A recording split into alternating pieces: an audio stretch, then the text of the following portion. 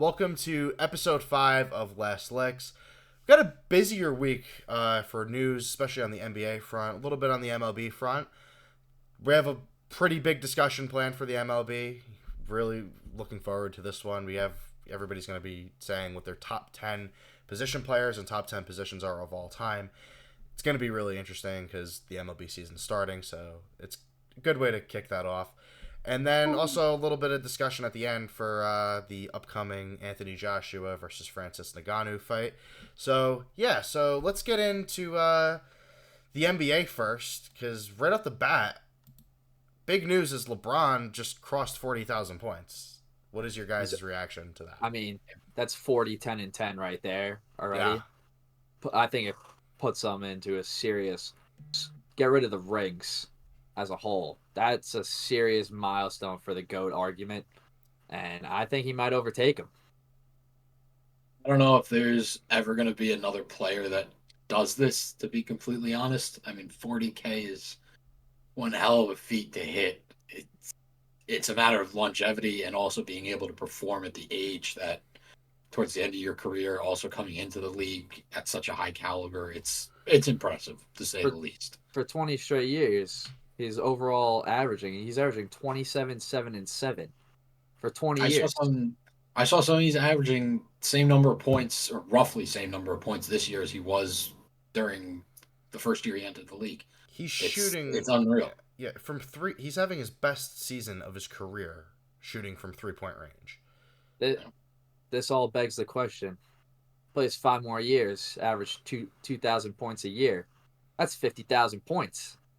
5 years ain't happening, buddy. Look, I mean, I'm not going to say it's not happening. I just don't think he will do it. Because you looked at last season, I think he wanted to retire. Yeah. It was, or, maybe it was everybody was a little, He's got yeah, it was a little fishy because, he just got swept. And then everyone was like, oh, now he's talking about retirement.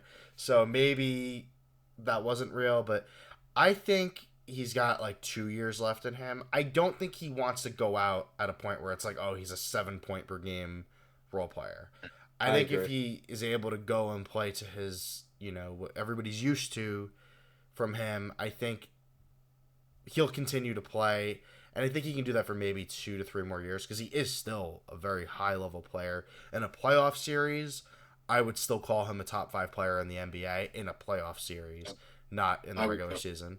So he did bring a team to the Western Conference Finals last year, beat the Warriors, who at that time were the defending champs.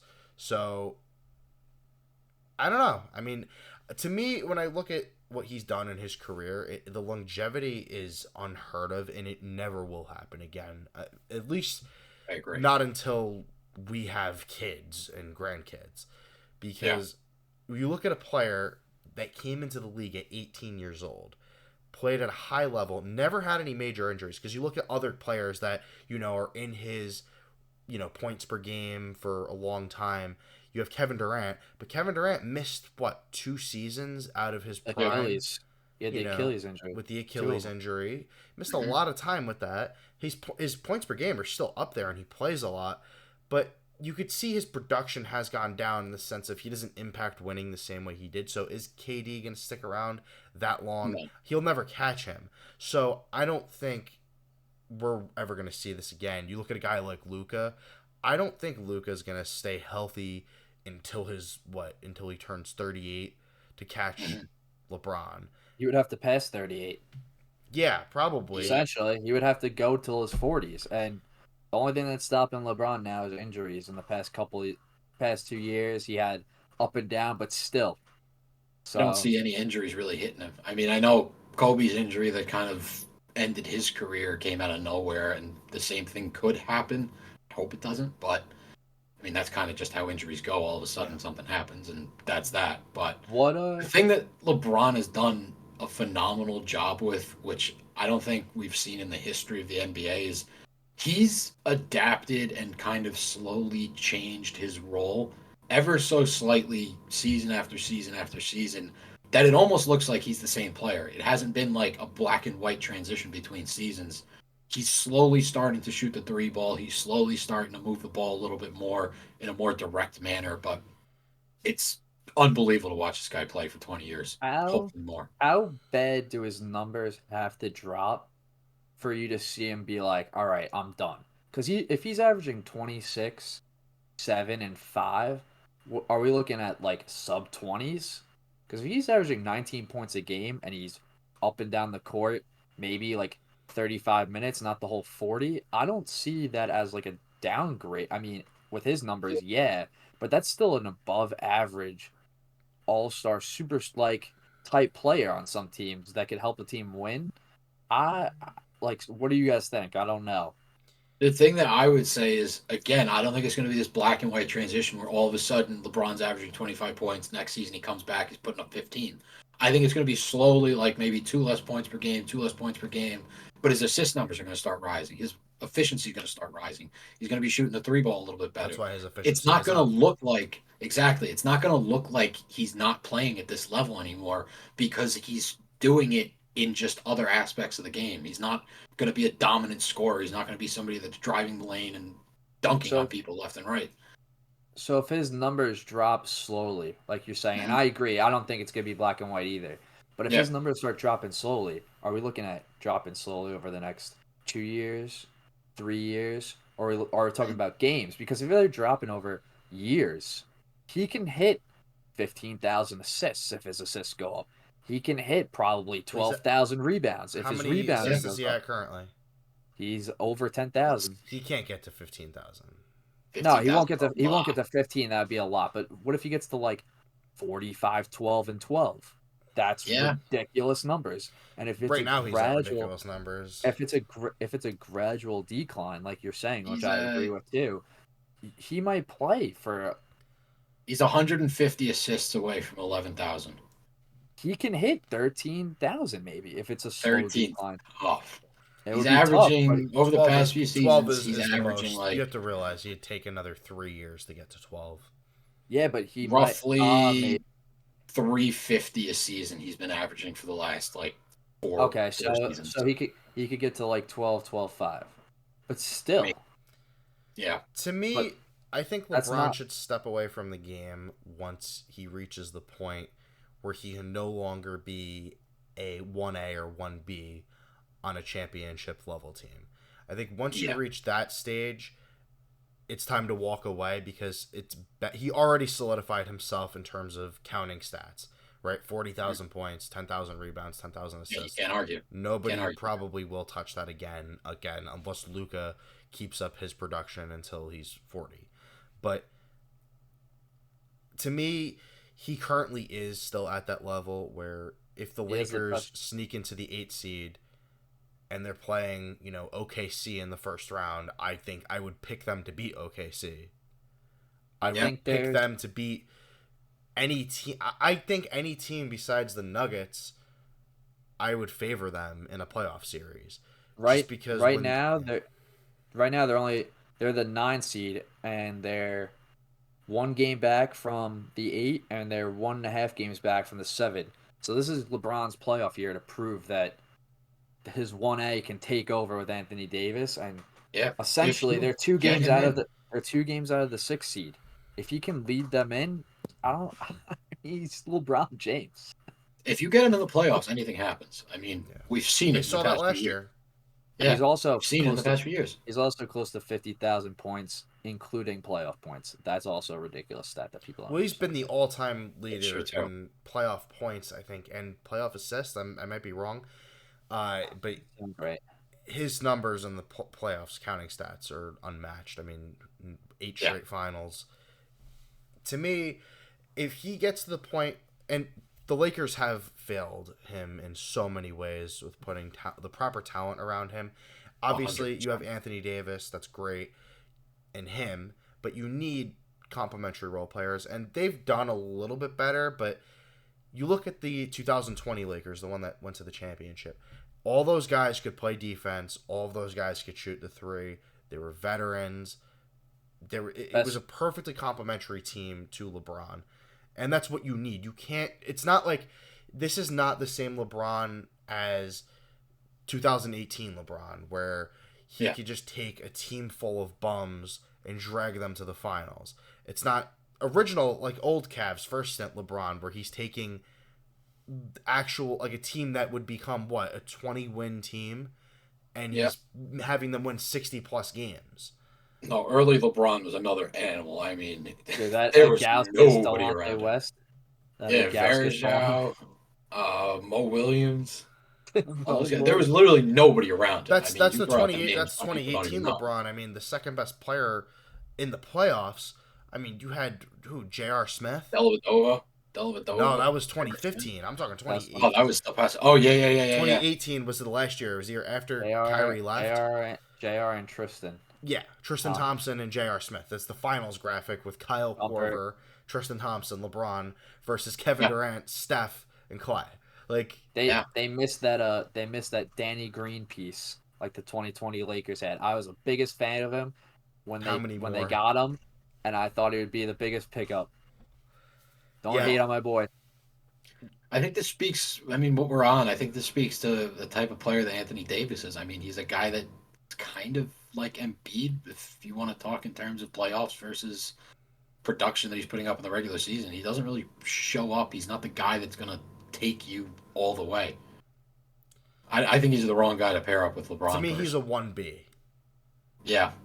And I think he definitely needs someone. I don't think you can have 2 1Bs on the same team. And I think that's what you have right now with LeBron and Davis. The Lakers messed up not getting Kyrie back, trying to get Kyrie when they had the chance. They should have went all in. He would have been perfect for them. Not another ball handler. Perfect with LeBron. They play. He can shoot, can score off ball.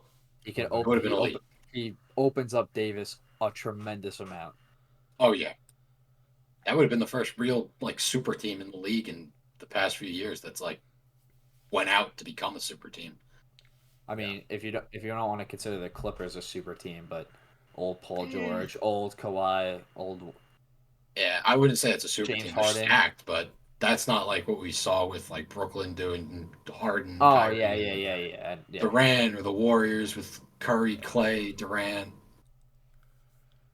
Yeah. No. I got what you're saying. Speaking of the Warriors. Oh yeah. They got embarrassed on national television. And it felt good. Yeah. I turned on the game in the third quarter, and I thought there was something wrong with the scoreboard. Like, I thought it was glitching out. Malfunction. I couldn't believe it. I mean, first of all, the Celtics looked phenomenal. They've been phenomenal. They've been winning so much. So, the Warriors, again, they've been playing a lot better since Draymond came back. I think they've won, They've gotten 11-3, I think, in their last 14 or something. They've done very well recently. They got embarrassed, though. That was just them giving up. Steph Curry masterclass. Yeah, Steph Curry. Maybe the worst game I think of his entire career. 3-point shooting champion. 0 for 9. Yeah. 0 for 9. 2 for 14 from the field. He got 4 points. But don't worry, his counterpart though would pick up the pieces, right? 6 points. Hey, 2 for 4. He shot 50%. 4 rings up. 4 rings. This really begs the question because obviously the trade deadline's passed, right? So nothing's going to change this season. Klay Thompson should have went to the Lakers. Lakers should have found a trade for that. Lakers don't need anybody. I mean, Klay isn't going to change anything right now. Here's the thing. This is the question that I would ask the both of you. Yeah. Warriors get into the play-in. There's right now in the play-in tournament, I think you would have either they're the 10. 7 through 10 is... They have the Kings. Yeah, it's Kings. Well, 7 through 10 right now is Kings, Mavericks, Lakers, Warriors. Yeah. So 2 of those teams aren't making it. Yep. Very, very good chance that the Warriors do not make it. I think the Warriors sound like the worst team of those 4 that you just threw out. They could be. Yeah, probably. So you don't get into the playoffs.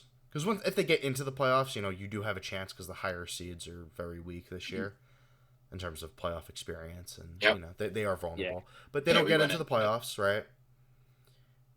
What do they do this offseason? Do they say, time to try to move Clay if you can with his contract? I think Clay's a free agent, I believe. Do you look to move Draymond? Do you look to move Steph? If you can go out and get maybe 3 or 4 first-round picks for Steph, build around Kuminga. I think if you I'm a big fan of if you know you're gonna let a guy walk. So Clay's contract's up, right? Yeah. If you know you're gonna let a guy walk and not re-sign him, why not? I mean, we don't know. Why not look for trades? Why not get something out of him? Who If you're wants gonna, Clay right now? but it doesn't matter who want. I mean, there's gonna be a team that wants him. That's the only thing that matters. The team that's going to take a be, risk and say maybe a change of atmosphere will get him might be reignited, and yeah, maybe there start might be shooting teams that want him. well. But why not? But why not even look? Like it seemed like the Warriors were all in to keep him, and I feel like now if they don't get in the playoffs or they miss the playing game, that he's off the Warriors. They let him walk, and I feel like that's unless you're really big on the gamble of making the playoffs, I feel like that's a huge mistake. And I feel like if he hits the open market this summer, and if somebody can verify quickly if he's going to actually be a free agent this summer, because I don't want to I could say talking, but I'm pretty sure he is, because I know they were having a difficult time with a contract extension and they couldn't come to an agreement. If he's hitting the open market, Klay Thompson will set for free agency after the 2023-2024. So he will be a free agent. And to me, he hits the open market. I understand nobody would want to trade assets for him, but if he hits the open market and you're a contending team, you're going to want him on your bench at least. Yes. I mean, if I'm the Knicks, let's just say as an example, who are going to be looking to load up, they're probably going to look to make a trade this offseason. Yeah. Let's say they go out there, the Knicks, and they make a trade for Donovan Mitchell. Just say, right? Mm-hmm. Okay, now we need to sign some vets to, boost our bench. You're going to go out there and Klay Thompson's available. I mean, you look at maybe Ray Allen on the Heat kind of role. Yeah, for him. No, I would match up. But I don't mind him like that, purely because the Knicks have a pretty good defensive background with everyone else. Like, right. I don't think Klay Thompson's defense is the best, but if you have that extra shooter on there that could play like that Ray Allen role, as he's older, with like OG and DiVincenzo and Mitchell out there, pretty much helping him. I don't mind that. Actually, Klay has very good defensive instincts because in his prime he was a phenomenal defender. Well, yeah, I'm talking about now. Now he has good defensive instincts, so he could fit in a system and not be a traffic cone. So I mean, I think any contending team's going to want him. Maybe the Lakers go out and make a trade this summer. They will have first round picks. You never know. They go out. Trae Young, maybe. You've heard that rumor. You look at other teams, maybe the Nuggets, maybe the Celtics. Maybe the Celtics want another bench scorer, or maybe the Bucks. You never know. There's all these teams out there that may look to add a guy like that. So he's gonna be gone. I think. I don't think the Warriors can keep him. Draymond, I don't know what's Draymond's situation. Is he a free agent? Let me check. Because if Draymond is a free agent, I think some team's going to try to pick him up. I think the Lakers are going to go for him because LeBron's going to want him. And he wants LeBron. Draymond Green's a free agent 2023. No. I got something. Oh, wait. Draymond Green returning to Warriors for 4 years, $100 million. Yeah, he resigned. So he's locked up till 2020. Yeah, 2027. He's locked. So, okay, so you're paying him a lot of money. 25 million. I don't think anyone's going to take him. Nobody's trading for that. I don't think anybody's trading for that. So you're stuck with him. He's probably retiring there. I was gonna say Draymond's gonna opt out after 2, and he's gonna retire probably. I think the Warriors, because he has a TNT contract. Draymond. Yeah, I think the Warriors are entering the honeymoon phase. It's all said and done now. You got to let Curry just kind of bleed it out there. You got to let Draymond bleed it out. Wait till those guys go, and then you got to start from scratch again. So what really messed up the Warriors was the James Wiseman pick. That was horrible. Yeah. If they would have just picked, I know they didn't want to take LaMelo Ball because they were like, oh, we don't need another point guard and stuff. I get that, but if you didn't see somebody out there, and I know at that time Wiseman was, definitely high value, but if you look at that draft. At that time, it was, okay, there's 3 guys at the top. You had Anthony Edwards, Wiseman, and LaMelo Ball. If you didn't like it, do what other teams have done and trade for future picks. To me, getting a rookie, and then trying to put him into a championship caliber team is not the best idea ever. Maybe they could have flipped that. Especially he was starting right away, kind of. Yeah, they could have flipped that, and I know that center was obviously their weak spot, but it was a mismanagement of that pick, and obviously hindsight is 2020. But I don't know, because to me the whole thing, because Steph Curry is obviously a legend of that franchise. He's the legend of that franchise. I don't think they're gonna let him go. I think Curry's a warrior. Here's the thing. I think you have a conversation with Steph in the offseason and say, it's a better Damian Lillard conversation. I agree. You give him the conversation. You say, hey, I don't think we're going to be able to put together the type of team that you're acclimated to. Yeah. We would love to keep you and have you retire here. But if you would like to go, get a trade and we'll move you to your preferred destination, we will respect that 100%. We'll find a deal that works for us. Give us 3 teams that you would be okay with going to, and we'll get the best deal for us. And you sever sides, shake hands. One day you'll have your statue built. Fans love you, and he can go contribute. Still, he's still top. I mean, you look at his production; he's still a top 10 NBA player. That's kind of sick that we'll see. Being a Celtics fan, I mean, I'd say that's the route to go. Like, you get rid of your stars, you get some picks, and look where the Celtics are now. Yeah, I thought you meant I thought you. Sure, it hurt. Curry. I thought you were saying you wanted. Sure, it hurt when Pierce and Garnett got traded out. It was the end of an era, but I mean, we got Tatum and Brown from it. Like, don't disrespect Rondo like that. Can't complain. Disrespect who? Rondo. He was. Rondo didn't get traded. He didn't get traded. Oh, he just left. The last 2 pieces from that core were Pierce and Garnett, and they were basically mummies out there. They were the walking wounded and could barely move.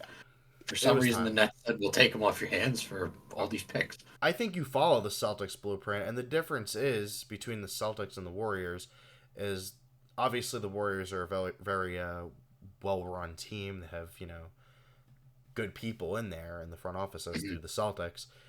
The Warriors also are going to be a better free agent destination than the Celtics because they have the weather. They have, you could be in California, very cool. San Francisco, big city.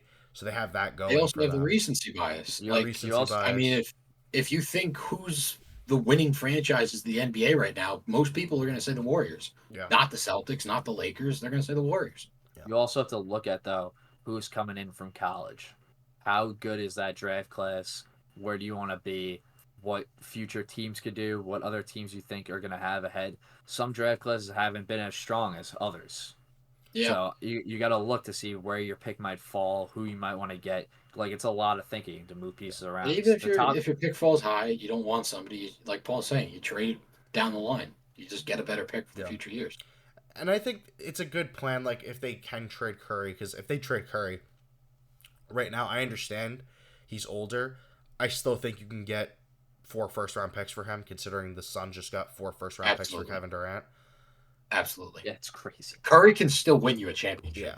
And it was 4 first-round picks plus Mikal Bridges, who right now is worth about Curry 3 in the right first-round system. picks. I think if you put Curry on most teams, I mean, you never know what teams are loading up. I don't know who has what picks. The Knicks. Then Curry would. I would have loved Curry on the Knicks more than anything. But if you're telling me right now, who would you rather have as your point guard, starting point guard next year? When you look at age, contract, I'm taking Jalen Brunson because he's 26 years old on the best contract in the NBA. To me, it's not a question. You put Curry on the Magic. But here's the thing. Would Curry consider going to a team like the Magic? I think he's going to want the Lakers. Because the Lakers will have 3 first-round picks. I got to tell you something. If you're telling me, if I'm an NBA GM and I'm like, give me a team's first-round pick in the year 2030, I want the Lakers. Unprotected first-round pick. LeBron will be gone for sure. There's no way he's staying 6 years. If Curry goes to the Lakers, though, LeBron's staying for as long as Curry's staying. Oh, yeah. LeBron, Curry, and Anthony Davis, that's a dangerous team. I don't know, again, maybe the Lakers don't have enough, maybe someone will offer. You can consider maybe the Heat. I don't know if the Heat have enough assets. I know they only have one first-round pick now. You'd have But to maybe probably they can figure something out. You'd have to ship Hero probably. Oh yeah, and I would ship Hero. They'd do that in a heartbeat. I would do that in a heartbeat. But but I don't know if they could do it. Maybe they can work in a third team. You know, you try to trade Bam to one team, get them to send 3 picks to the Warriors, and then you just try to go at Jimmy Butler and Curry and get a couple of vets off the bench. You never know. Again, will he go to Memphis? Because I think they're going to want to honor him and send him to. You have to look at the premier destinations. Yeah, maybe the Celtics. He would be, I think, okay with the Celtics. He'd be okay with the Knicks. He's not. No, he's not. Anybody that has gone toe to toe with the Celtics in the playoffs just doesn't want to go to the Celtics. Yeah, sure. So I understand it. It's how it goes. There's no shocker. Would be cool. Maybe the Sixers. If Embiid stays. Maybe they go and get him. Curry a Sixers. Lakers would be cool. Maybe the Clippers. I don't think the Clippers have the assets, but you know, you got to look at the big market teams. I would love to see him in Denver, but I don't know if he would go there. Maybe he would to say, "I'll go to Denver and win 2 championships with Jokic." I don't know if Denver. I don't see that team not winning. Yeah, but who does Denver give up? I don't know what their draft capital situation is. Would you give up Porter and Aaron Gordon with a loaded draft picks to get Curry? I would give up Michael Porter Jr. The possession ends here. And I would give up Jamal Murray and 3 first-round picks for Steph Curry. That's what I would do. If I think that would make them. I think they would win 2 championships. Curry and Jokic would genuinely be the most scary duo in the league by far. That's not even a question. You have the greatest shooter ever with the most skilled big man of all time, who's also a very good shooter. That's dangerous. The Nuggets are a little short of draft picks for the coming years. If somebody, maybe the Warriors say, we want to honor you, but, maybe a team like OKC says, we do have like 15 first-round picks. We want to pair you next to Shea. That'd be disgusting. They might not be able to. The Rockets have a lot of draft capital, but again, I don't think the Rockets are in a position to go for a guy like Curry. It's going to be a big market team that's ready to go for a championship, and they want him to put them over the edge. Lakers back on top. Probably the Lakers.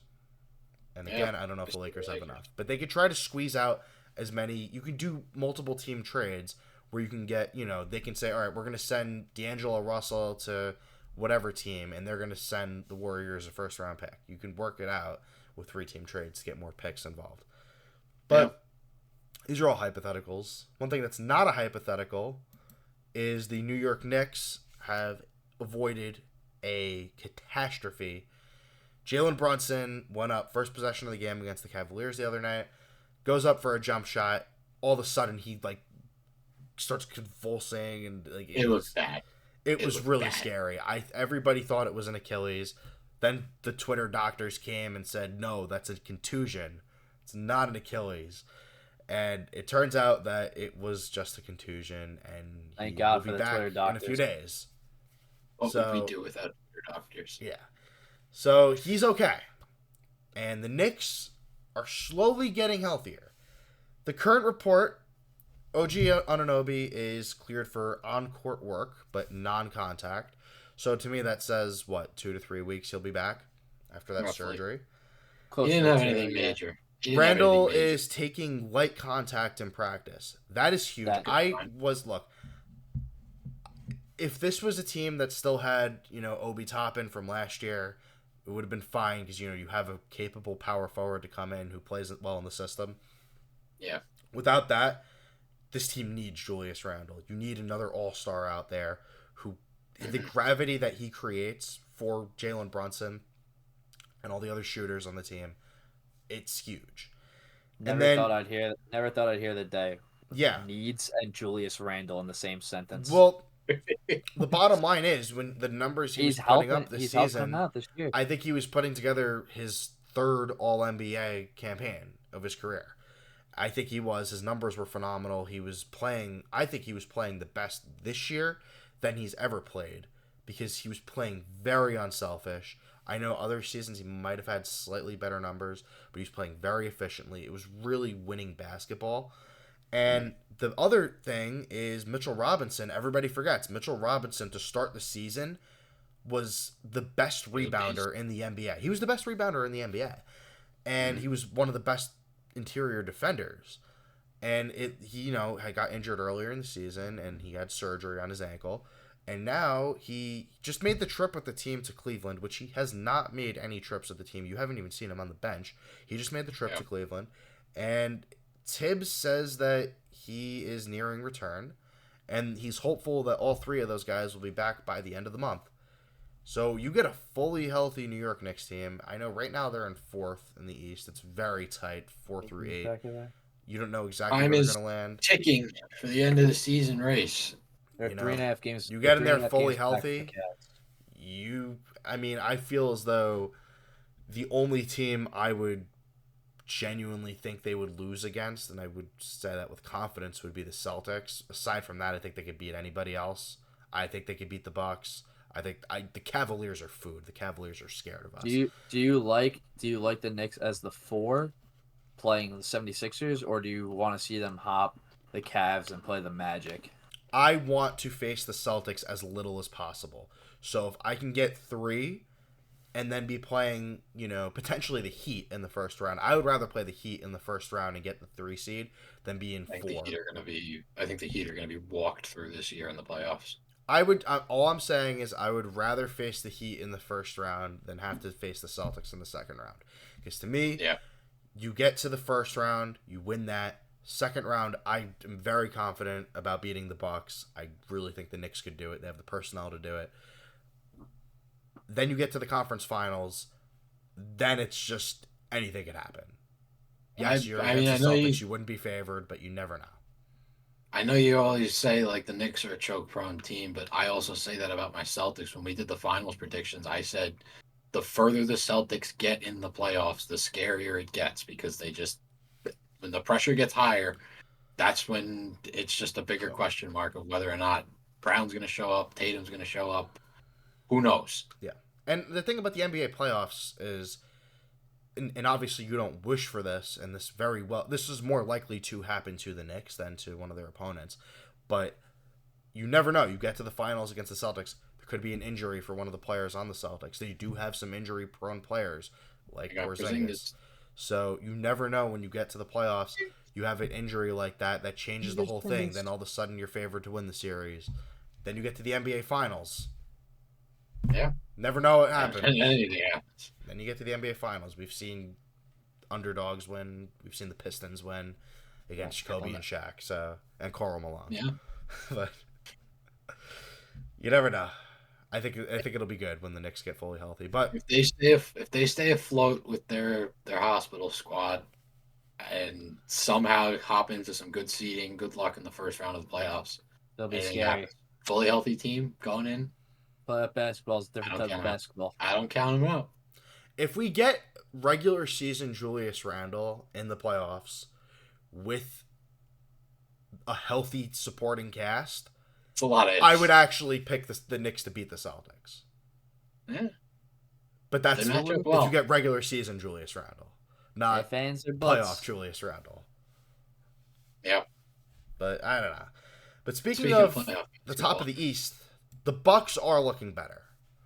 They are. We were really ripping into them a few weeks ago. They found their footing. Rightfully so, though. As of this recording, they've won 6 games in a row. Nick, I got this form for you. Nick, I got this form for you to fill out. It's an apology form to Doc Rivers. You can rip that off. I'm standing by my word. Doc's a fraud. The regular season and the playoffs are two different things, but they are building a little bit of chemistry, which is good for them. They're going to need to hold on to that second seed if they... Middleton's still out, though. Yeah, they're going to need to hold on to that second seed if they really... Because let's say they get matched up with the Knicks in the second round, and let's say they're the third seed, the Knicks are the second seed. That home court advantage could make a difference. Or they're matched up with the Cavs. Home court could make a difference. So we saw that with the Cavs a few years ago against the Celtics, not the Cavs, the Bucks, where they had sat their players at the end of the regular season. Yeah. And they said, we don't care about the top seed. We'll take, I think it was third. They wanted third. So I think that year the Sixers were first, right? Yeah, I think Celtics were second, and because the Celtics wanted that higher seed. Yeah. The Bucks were like, we're going to rest and get ready for the playoffs. Bottom line is they got in there, and they didn't have home court advantage in a Game 7 against the Celtics, and they lost badly. Yeah. So, that does matter for them. It has in the past.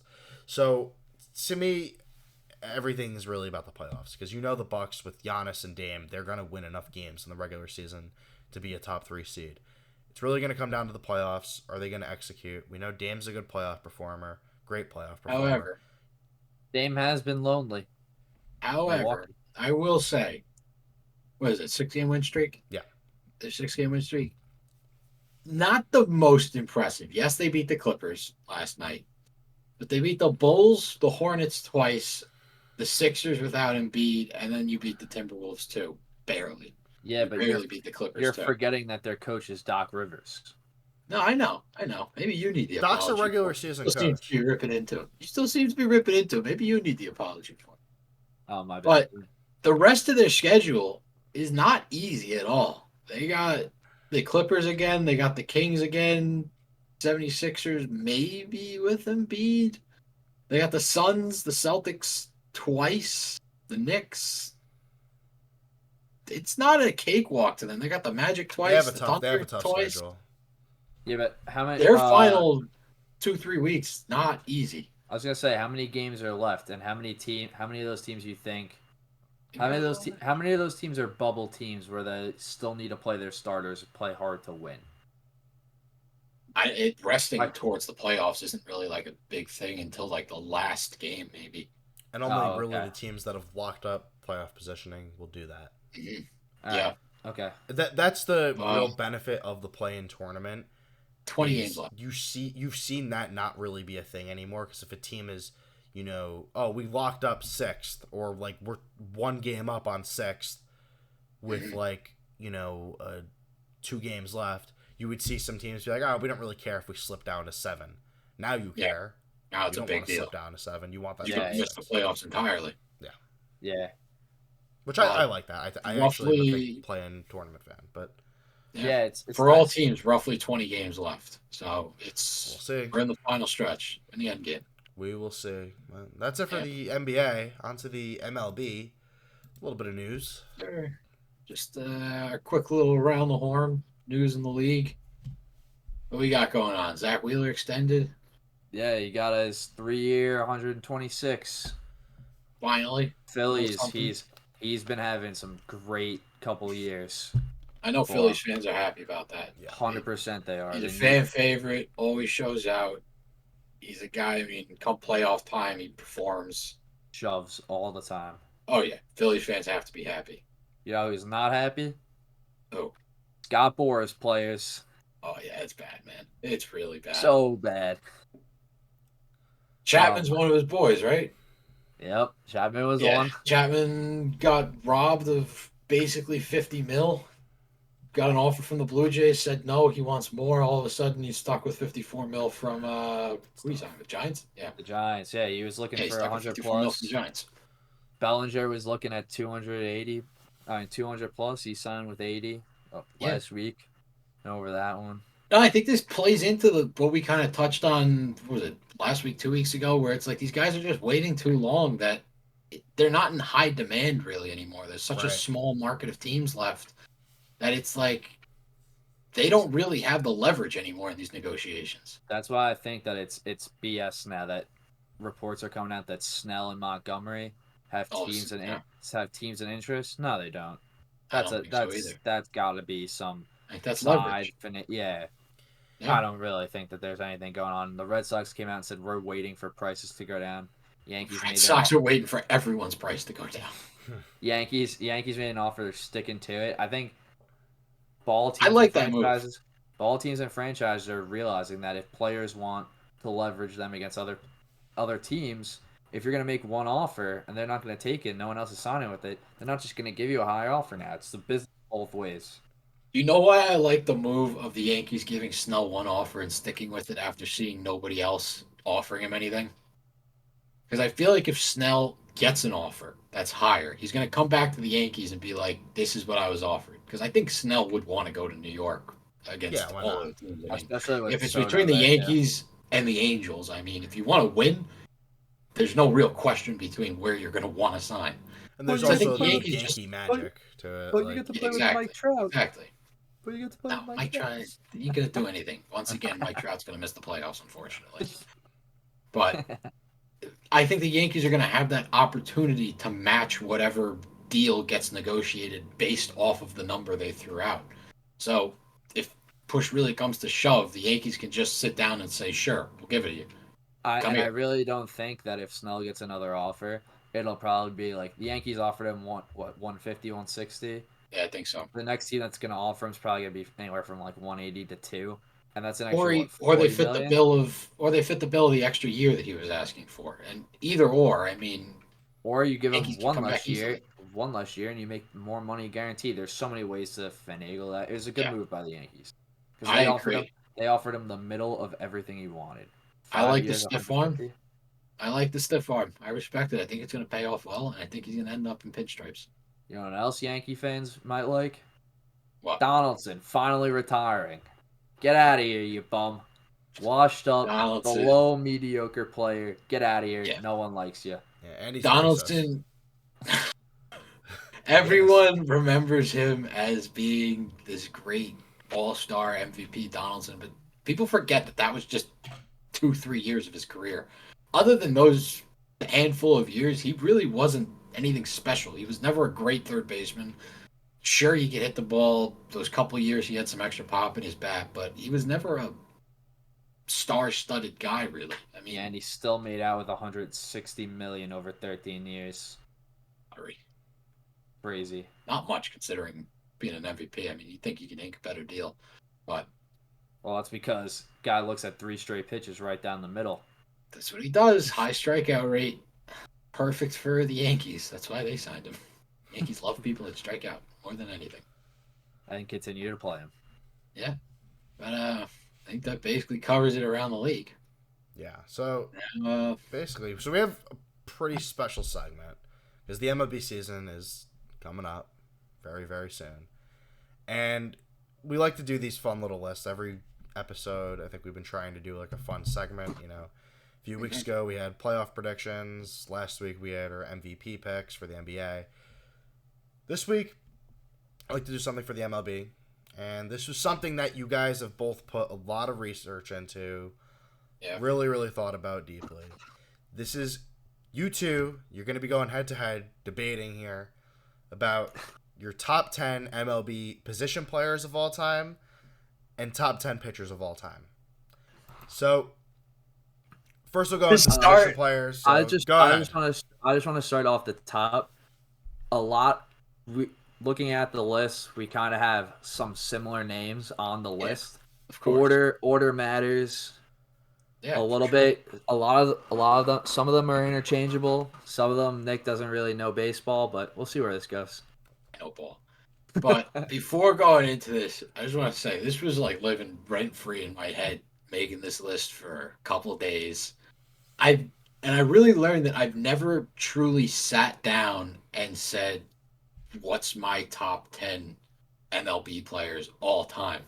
Like it's a weird thing to think that you've never done that, but it's just the facts. I've never really sat down to do this, and looking at these numbers, at the in-depth look that I gave, I was truly shocked with my list. There were a lot of people I did not expect to end up on here. I feel like every list I've ever made was like top 5 or top 3, and everyone's relatively got the same gist and idea, and it's like, oh, you got that too? Nice. And no one dives deep, and no one realizes, oh wait, you're batting 346 with 7 batting titles and 24 years and 80,000 home runs. It's like a lot goes under the radar in baseball, but crazy, especially to kick it off.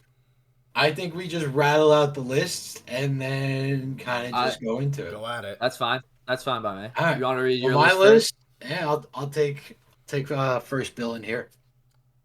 So going 1 through 10 here. Greatest. This is not the greatest baseball player of all time. I mean, in terms of greatness, factor in a lot. This is best. Ted Williams, I got as my number 1.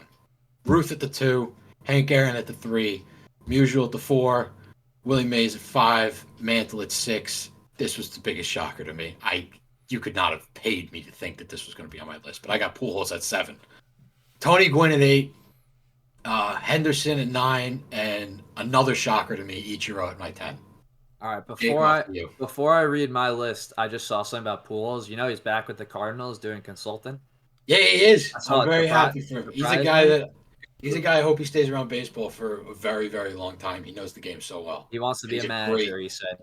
Oh, absolutely. I think he would be incredible. 100%. He has such great knowledge of the game. All right, I'll go into my top 10. Off to you. Number 1, Bonds. 2, Ted Williams. 3, Babe Ruth. 4, Hank Aaron. 5, Mantle. 6, Willie Mays. 7, Tony Gwynn. 8, Ricky Henderson. 9, Trout. And 10, Ken Griffey Jr., the kid. My heart. You give the best player of all time to a cheater. I knew we'd get into this. Defend yourself.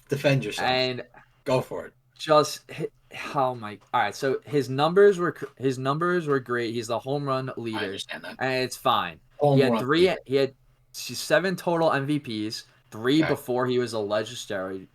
Okay, so I'll give him 3. So 14-time All-Star, 12-time Silver Slugger. He batted .298. My little gripe with that, because 300s, he still had going on the steroids, right? He still had to make contact with the ball. That's my biggest argument. Is you still have to hit. You still have to make contact. Maybe some home runs might have been doubles. Might have. A lot of them would have been. You don't know. That's not necessarily true. That is true because you look at his numbers before he was on the juice. You look at his numbers. He was mid to high 20s per season on home runs here before the juice. Exploded after. But all right, go ahead. Here we go. Before the juice, this is his home runs per season: 16, 25, 24, 19, 33, 25, 34. What was the batting average? What was the batting average during Let's see. What's the batting average here? 223, 261, 283, 248, 301, 292. Sure, the guy can hit. That's respectable batting average. However, it's just a lot of his accolades and where he stands in terms of all these top home runs, most hits, everything. RBIs. How much of that's RBIs, runs, walks? You want to talk about this guy who got walked all the time? I know. I was going to bring that up next, but that's where it's how legitimate do all those statistics stay if he did not take the juice? But it's also an interesting point. But he's also going what? Paul, go ahead. An interesting point is this: we don't really, because obviously that was an era where a lot of players started taking steroids, right? Yes. And then they started testing. Mm-hmm. We don't know before then. Thank you. Were there players in the 80s and the 70s and the 60s that were taking steroids? Because obviously steroids were around. You look at bodybuilding. You had Arnold Schwarzenegger. Yeah, obviously, bro was not natty.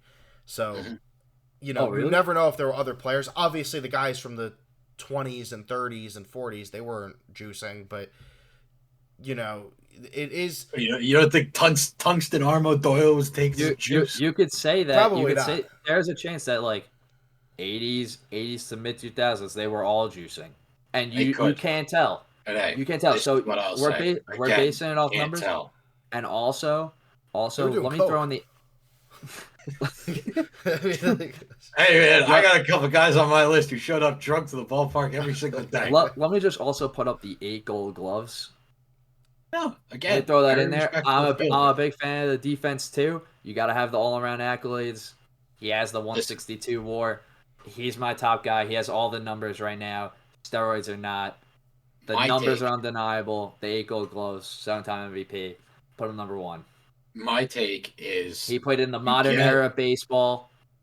I know you are a very good baseball player, but when you have, I know it's You could talk about did they take steroids, did they not take steroids before they started testing, really. But again, you just don't know. There's no definitive answer. If But you with Bonds, you know, could tell very clearly there when is he started. there is a definitive answer that you have an answer to. He did take steroids, and that is something that smears his resume for me. All right, but so maybe you can taking steroids. You can call him top 10. You can call him top 10, but calling him the best with that asterisk next to his name, Bonds taking steroids made him grow. He put on 1,000 times more muscle. No, man, it was just a nutritious diet. He ate very well and worked out very hard. He used the cream and the clear, as we like to call it. But he still had to hit the ball. He still had to do everything. No, it just affects his counting stats for home runs and RBIs. And so if you get rid of the walks, you get rid of the walks, you get rid of the home runs, you get rid of the RBIs, you get rid of the runs, you get rid of the slugging percentage, you get rid of the OPS. Hold on. A lot of those hits get rid of those. Wouldn't have been hits because they could have been caught. That's not. Listen, you go to hit a home run and it's an extra 30 feet shorter. That could very easily get caught. So it could also very easily be a double. It could also be a double. Or it could have also just went gone. Became a home run. You can't base it off of you can't base it off if, ands, or buts. He has the numbers. I don't care. Let me rattle. You can 100% base this on if, ands, or buts. You look at the numbers he was putting up before the juice, and then you look up the numbers he's putting up post the juice. His slugging percentage numbers. Slugging percentage was in the lower 400s. All of a sudden, he's on juice. He's putting up 600s. What if people's his slugging percentage isn't legit? His OPS isn't legit. His OBS isn't legit. His walks aren't legit. His home runs aren't legit, and his hits take a little bit of a hit. That's my thing with Bonds. You want to put him top 10, low top 10? Sure, he was still a hell of a ball player. It takes a tremendous amount of skill to still be batting anything above 300, high 200s. However, number one slot, no. That's my take. All right, go ahead. That's my take. Well, I'm not going to argue. I'm not going to argue you're number one, so you can rattle stats because he's my two. My one. All right. I'm glad we agree here. Because if Nick's logic about the juice applies, so we would just take Bonds off of Jake's list, then you guys agree about Ted Williams. Yeah, we agree on Ted Williams. I don't think I don't think there's a brain on this earth. I don't think there's a brain on this earth that doesn't have these guys. I'm really curious to hear. I'm really curious to hear your bottom. I think the bottom is just going to and Stan Musial. What are you doing, kid? Let's give credit here to where credit's due. Ted Williams, I don't think, if you have any sense of a baseball mind, I think this guy has to be in your top two at least. You bet at 344. Two-time Triple Crown winner. That's two-time MVP, 6-time batting title, and 3 seasons batting above 400. And everyone knows the iconic stat of his last game in his final 400 season where got on base the first time, average went up above 400, still had 3 more at-bats, and was like, I'm staying in the game. Finished batting 403. It was unreal. Didn't he also skip 2 years for WAR? I think he had 1 year out for... Because DiMaggio missed. Yeah, DiMaggio missed. Musial missed. Musial's a bum. I don't know if any of these other guys... You just wait. But Ted Williams also didn't have a very long career. I mean, 7,000 at-bats compared to a couple of guys on this list who have anywhere from 10,000 to 12,000 at-bats. Ted Williams played 19 years. Yeah, but it was also, a little bit of a different time-ish. That's true. That's fair. 7,000 at-bats. You can look at at-bats, not years played. That's 5,000 less at-bats. You give him those extra 5,000 at-bats easily in the 3,000 hit club. Maybe high on that list in terms of all-time hits. Career batting average of 344 is absolutely bonkers. And still slapping 521 home runs. That's 1,800 RBIs. I don't think it's debatable. No, he's number on the 2, list. Ruth, another one. I don't think we really have issues here. MVP, 7-time World Series. Everyone knows the legends. Batting title, ERA title. He called a shot. 3rd on the home run list. 2nd on the home run list. 3rd. 2nd. Okay. We already did that. Hank Aaron. Yeah. Aaron's your 4? Aaron is my 4, yeah.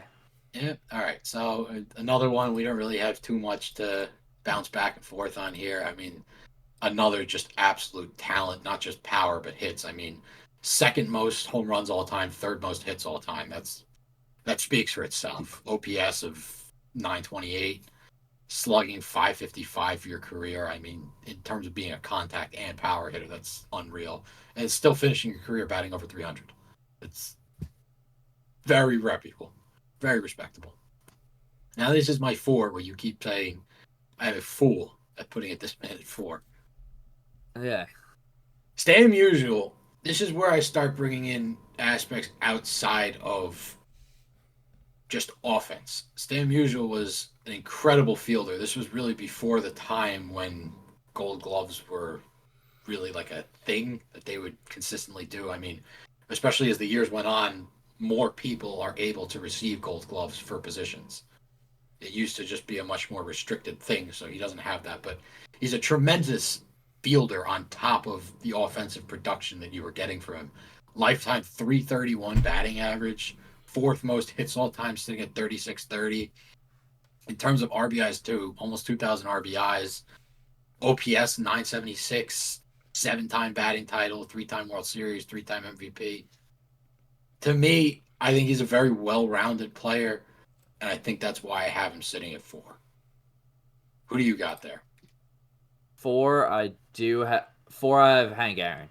Okay, so the comparison, if we so push I guess if you want to be a baby and you push Bonds out. No, because that's kind of how you see it. It pairs up. I have him with Mantle, and okay. the only reason why I have Mantle above, he's 298 batting average, 3-time MVP, 20-time All-Star. He did have the Gold Glove. Yes. I'm giving the nod to the 7 World Series a little bit. I'm also giving the nod to a little bit later. What, where he played? Era. Okay. So I'm like a big fan of like the more modern, like as you'll see at the bottom of the list, that baseball is starting to become like the baseball we know. It's close. It's back close. then. Everyone thinks I do agree. I do agree that if you're a hitter, it's more for pitching. I think that if you're a hitter and you can hit a baseball, you should be able to hit a baseball in any era. Exactly. Yes. But I'm just giving the nod to Mantle in that. I'm completely with you there. Mantle is one hell of a ball player. I originally going into he's an alcoholic too, and he put up those I numbers. thought he was gonna be at my 2. Truthfully, going into this list, I started looking at numbers. He dropped 6 for me, but I mean the fact that off the top of my head I thought he was gonna be at the 2. I really don't have any problem you putting him at 4. It's the fact that you don't have Musial on your list. That's what confuses me a little bit there. Maybe he's a little down. This is what we'll get into at the bottom of the list here. I want to see some of your guys' stats compared to Musial. Take a gander. Okay. At the 5, I think you dropped down 1, I dropped down 1. We both have Willie Mays, right? Yeah. So right now, if we're at 6 and 6, which on your list and 6 on my list, you have Mantle and Mays, and then I have Mantle and Mays. So it's the same. I got Mays above Mantle, but Mantle above Mays. It's flipped. I mean, again, I was gonna say there are some of those. There are some of you valued the World Series. I valued a little bit more the. I didn't think the numbers. Stats. I didn't think the stats were so significant. They're very similar. I mean, they had the same slugging percentage. OPS is basically identical. Stolen bases, Willie Mays has a little bit of a noticeable edge. He's got him by like 200, a lot quicker. Wasn't drunk every game. Yeah, that usually helps. 400 RBIs, 100 home runs, 3 points on the batting average. The thing is, and this is where I did the distinguishing factor between these guys. Mays had an extra 2,000 at-bats. And to me, having a higher average with an extra 2,000 at-bats, I held a lot of weight with that. Yeah, but his average was what? Mays? Yeah. 301 to Mantle's 298, but with an extra 2,000 at-bats. So he held that. The extra 2,000 at-bats, he held that, but I didn't weigh that 3 as much as a 2000 with the other stats. So that was like, okay, that makes sense that it's consistent. You have to hold it with those more at bats, and that's very hard to do. I just didn't think that would be that's such a deciding factor for me personally. But Yeah, again, I understand where you're this going. one absolute toss up. And again, this is kind of where it plays into what I was touching on earlier. Willie Mays was in that era where the Gold Glove was a little bit more accessible, so he took home 12 Gold Gloves because it wasn't just you get one Gold Glove per position, I believe it was.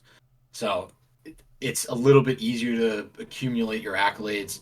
He was also Rookie of the Year, 2-time MVP, pretty similar with Mantle. But he's sixth most home runs, 13th most hits. I think being on both those lists very high is something that really shines through. Yeah, I would put Mays ahead of Mantle personally. Now I have a question for you. Even though he's not on any of our lists, and we'll get through the bottom because they're differences, and our tops are pretty similar. Mm-hmm. Is there a reason why you didn't have DiMaggio higher? I looked at his numbers, and it was a 325, 3-time MVP, 13-time All-Star, 9-time World Series, 9.7 OPS, 361 home runs, and 1,500 RBIs. I had a reason why I didn't put him up there. I want to know if you had the same reason that I had. He had a much shorter career, and I think he kind of blended in with the crowd a lot more than the rest of the players. That's kind of my reasoning for it. There was nothing that popped. I mean, yes, he has the 325 batting average. That's incredible. But again, number of at-bats, 6,000 at-bats. It's a lot different than going up to the plate an extra 4,000, 6,000 times and still holding that batting average. That's where it carries weight for me. Yeah, that's kind of where I didn't see that as much for Mantle for the Mays argument. That was my reason for that too. So all right, yeah. I mean, Mantle I was looking at a lot different because I mean that's just a matter of 2,000 at bats. This is 6,000. Mantle did have one Gold Glove. Yes, Mantle had one Gold Glove. But yeah, that's again at the time when it was a lot harder to get it. I saw the DiMaggio too. I was just curious because I was like, I was taken aback doing this. No, I looked at all the legends. Making the list is crazy. Like, this was a very, very difficult list to put together. I know there are a lot of names not on here, and that's not discrediting them at all. But I had to take 10 names and put them on paper. And these are the guys I went with. All right, so number 7 is 7. Yeah. So who you got? Who's your comparison here? Tony Gwynn? I got Gwynn, yeah. Which is subsequently. Our next two, I mean, Tony Gwynn's my 8. Pujols is my 7. So I have Henderson and Gwynn. Yeah. And you have Gwynn and Pujols. I got Pujols, Gwynn, Henderson. You have Gwynn, Henderson, and then somebody? Mike Trout. Yeah. Oh, yeah, Mike Trout. Mike Trout's got some surprising numbers, man. No, I know he does. I just think it might be a little too early. I think it could be a little too early to come top 10. But if he finishes his career, benefit of the doubt. I'm giving him the Curry treatment. God, benefit of the doubt. I saw those numbers. They surprised me. I go, he deserves to be on the list. What are you looking at? Are you looking at his averages? Not his counting stats. Yeah.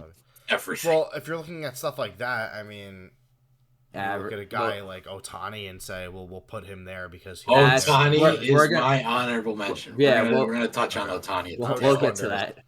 Yeah, Ohtani's going to come at the tail end of this. Don't worry. I also put Trout in because I think his career is also coming to an end, and it's more of like if he keeps these numbers, he'll be up here somewhere. I don't know if it's coming to an end. I'd say it might be like got 5. No, he's still got 5-ish. That's what I mean. 5-6 years. I really would have loved to have seen him on the Yankees at some point. I just feel like seen him on a good team. Yeah. I just feel like he would have been perfect on the Yankees. Like I know right now it's not like a great fit, but it's a waste of talent. Yeah. It's one of the saddest stories in MLB. Yeah. It's crazy how bad. But you want to put Trout in your top 10, I got no issues with that. If you're saying you're assuming he keeps this trajectory for the next 5 years, there's nothing that looks like he's going to go off this trajectory. I mean, he's probably going to end up with mid 2000s hits, maybe high 2000s. Home runs, maybe he gets to 650. I don't know if he enters the 700 club. If he keeps a batting average above 300 or just shy of it, I mean, his numbers are there to be in this conversation. Hey, six. But my Did you seven say at 650 Pujols, home runs? He's not even close, Nick. no, he's at roughly 368. 400. Yeah, 368. Oh, in 5 years. Oh, in 4 years. Oh, yeah, maybe. Yeah. No, that's You're what I'm right. saying on trajectory. That's Yeah. Okay. I was like, maybe he I'm gets interested there. to see the Maybe. Pujols debate because you have Pujols at 7. Jake doesn't have him at all. So Jake, you don't have him on your list. Did you I look at saw his that. numbers? Did you look at his numbers? I saw the numbers a little late. Yeah. So okay. This is one. I also do You're gonna want to value. sit down for this one. I also do value the fact though that Gwyn, like the bottom half of my players are all there for probably one specific reason, as they're all solid players. They're all. I picked them for each their own specific reasons. So Griffey, we'll get into this. Griffey, I don't agree with, but We'll get into the that. Griffey. I have a reason. All right, so go into Pujols because his numbers are ridiculous, and I'll agree with you probably. Is somebody that I grew up watching, and I think I subconsciously knew all of these stats and how good he was. But it's a little bit of recency bias where you think greatest of all time. You don't think of the players that you watched growing up, and you don't think of players that just retired. But I sat down and looked at Pujols' numbers. This man, 3-time MVP, Rookie of the Year, 2 times World Series champion, 2-time Gold Glove, 6-time Silver Slugger, batting title, 4th on the home run list, and 10th on the hit list. He has 3,300 hits, roughly, 703 home runs, magically hit that in his final season. Batting just shy of 300 for his career, 296. Slugging 544, OPS 918. I mean, 2,200 RBIs. I didn't realize he was this good. I mean, you look at those numbers and you're like, yeah. When the name comes in, it's like Pujols, 7th greatest player of all time. You're like, no. You look at those numbers, yes, yeah. You blindly hear those numbers and you say 7th best player of all time. You go, yeah. It's weird. It was a weird, funky thing to put him on this list. I originally had him sneaking in at 10, and then I was looking at all the players I was thinking about putting at the bottom of the list. And he went to 9, to 8, to 7. He played 22 years. Unreal.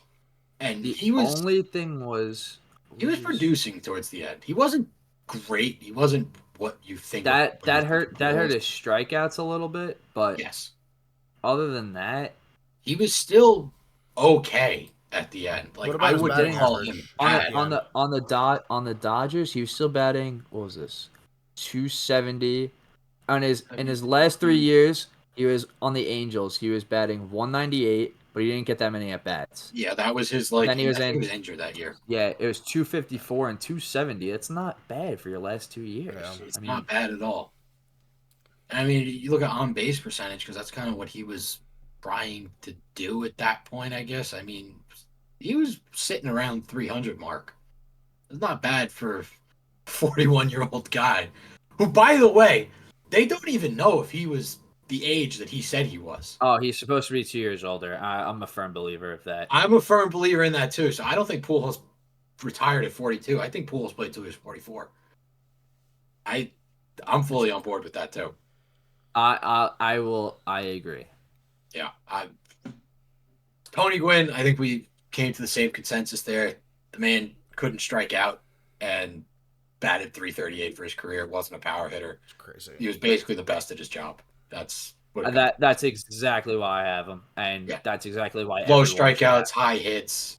I mean, I see why some people throw him in the mid-teens, maybe in the 20s in their lists, but for what I value, he's in my top 10. You know what? Oh, well, I guess the one list I saw had pitchers included. They had him 42nd with pitchers included. Yeah. Which I guess, they had Reggie Jackson over him. I don't agree with that at all. That's kind of crazy. That's Reggie where Jackson, it also gets in a little bit of the debate of greatness versus best. I think they did. I think they did put more value on like accolades instead of like. Yeah, because I mean, Tony Gwynn doesn't Others. have a World Series, so Does he have? I don't think he has an MVP either. he doesn't have a World Series, doesn't have an MVP. He's lacking the accolades, but in terms of He what does he have the was put Gold on the Glove field to also. do, He does have the he's Gold 5 Gloves Gold also. Gloves. He has 5 Gold Yeah. Gloves, 7 Silver Sluggers, 8 batting titles, and he's 22nd on the hit list. For what he was put on the field to do, he was the best at it. You know, I might have made a bad judgment error mistake on my list For who? for Trout. For Really? not realizing he didn't have a Gold Glove ever. Eh, Which, based off projections, I thought he had at least one. Gold I still Glove. like him there, but it's Gold Glove's an still. accolade that it helps, but I don't think it's a make or You break. don't think I don't think it helped for sure. it helped make or break my Ken Griffey Okay. pick. But Ricky Henderson, again, we agree. I mean, dude, the guy's when got you're like leading stolen 1,500 bases, stolen bases. you're leading the stolen base category by roughly 500. No one's ever going to touch that in their life. 3,000 hits, I think he's just fast. shy of 300 batting average. I mean, He also has. top 10. He's also 3-time Silver Slugger. Yep. I guess his Two-time World average. Series MVP. I guess his average takes a hit a little bit, but when your singles turn to doubles, pretty much Exactly. automatically, or walks turn to doubles, your average. Again, it falls into that Tony Gwynn category of what you were put on the field to do, you were the best at. Yes, agreed. To me, that's your top 10. And this is where we're going to go back and forth here. Ichiro versus Griffey. Okay, the one I'm gonna give you Ichiro. If you agree, are you putting in his Japanese hits? No. But keep that in the back of my head. Okay, because that I would like for you not to put them in for the sake of the argument. In this argument, he's at the 10, not including anything in Japan. If I included that, he bumps up. I think yeah, that's what I was gonna say. I think then maybe he cracks my list. But I was taking just MLB. I saw something along the lines of Ichiro's average climbed above 300, and I don't know if it was his third game or third at bat, whatever it was. It was, and it did not drop below 300 for the remainder of his career. It was 10 at bats. He had 3 hits and 10 at bats, and it never dropped below 300 again. Yes, that is a disgusting stat. 3,089 hits. Again, you include Japan, he gets the 4,000. One of 2 people to ever do that, and one of which is not in the Hall of Fame. Please fix that, Manfred. Yeah, that's crazy. You're not expecting home runs from this guy. Stolen base 509. I mean, he's 35th on the list. That's a tough list to climb. No one's ever getting one, but yeah, pretty respectable. 25th most hits all time in the MLB, not including Japan. 3-time Silver Slugger, 2-time batting title, and 10-time Gold Glove. This is again where the defense ties in. Ichiro was a monster in the outfield. Nobody ran on him. No, there was not a piece of dead grass that you could find. He was there. Ichiro was the man. A 10-time Gold Glove? Yeah. So it was Ken Griffey with an MVP, 13-time All-Star. I'm gonna put in the 3-time home run derby champion. How about that? Fair. That's 7-time Silver Slugger. An MVP. He did only bat 280, but he did have 630 home runs, 83 career WAR, 1,800 RBIs. Stole a little bit. And he was the kid. He was the kid. And he was when you were. I mean, I didn't see him play, but as growing up, everyone wanted to be him. He was the icon. He played the game. Swagger. He played the game the right way also, and he was never. He was always at the top of his game. Yeah, he was. He's a very respectable guy. I don't know on numbers if he cracks your top 10 on numbers alone, but I got nothing bad to say about him. I'm not about to bash the kid. When you talk about Ken Griffey, that's why I put him at 10, and he doesn't deserve to be. I don't think he deserves to be anywhere above 10 if you're going to put him on a top 10 list. Like, granted, if you're going to take Pujols numbers tops Griffey's pretty clearly, but I would say he would also. But I would say he also tops.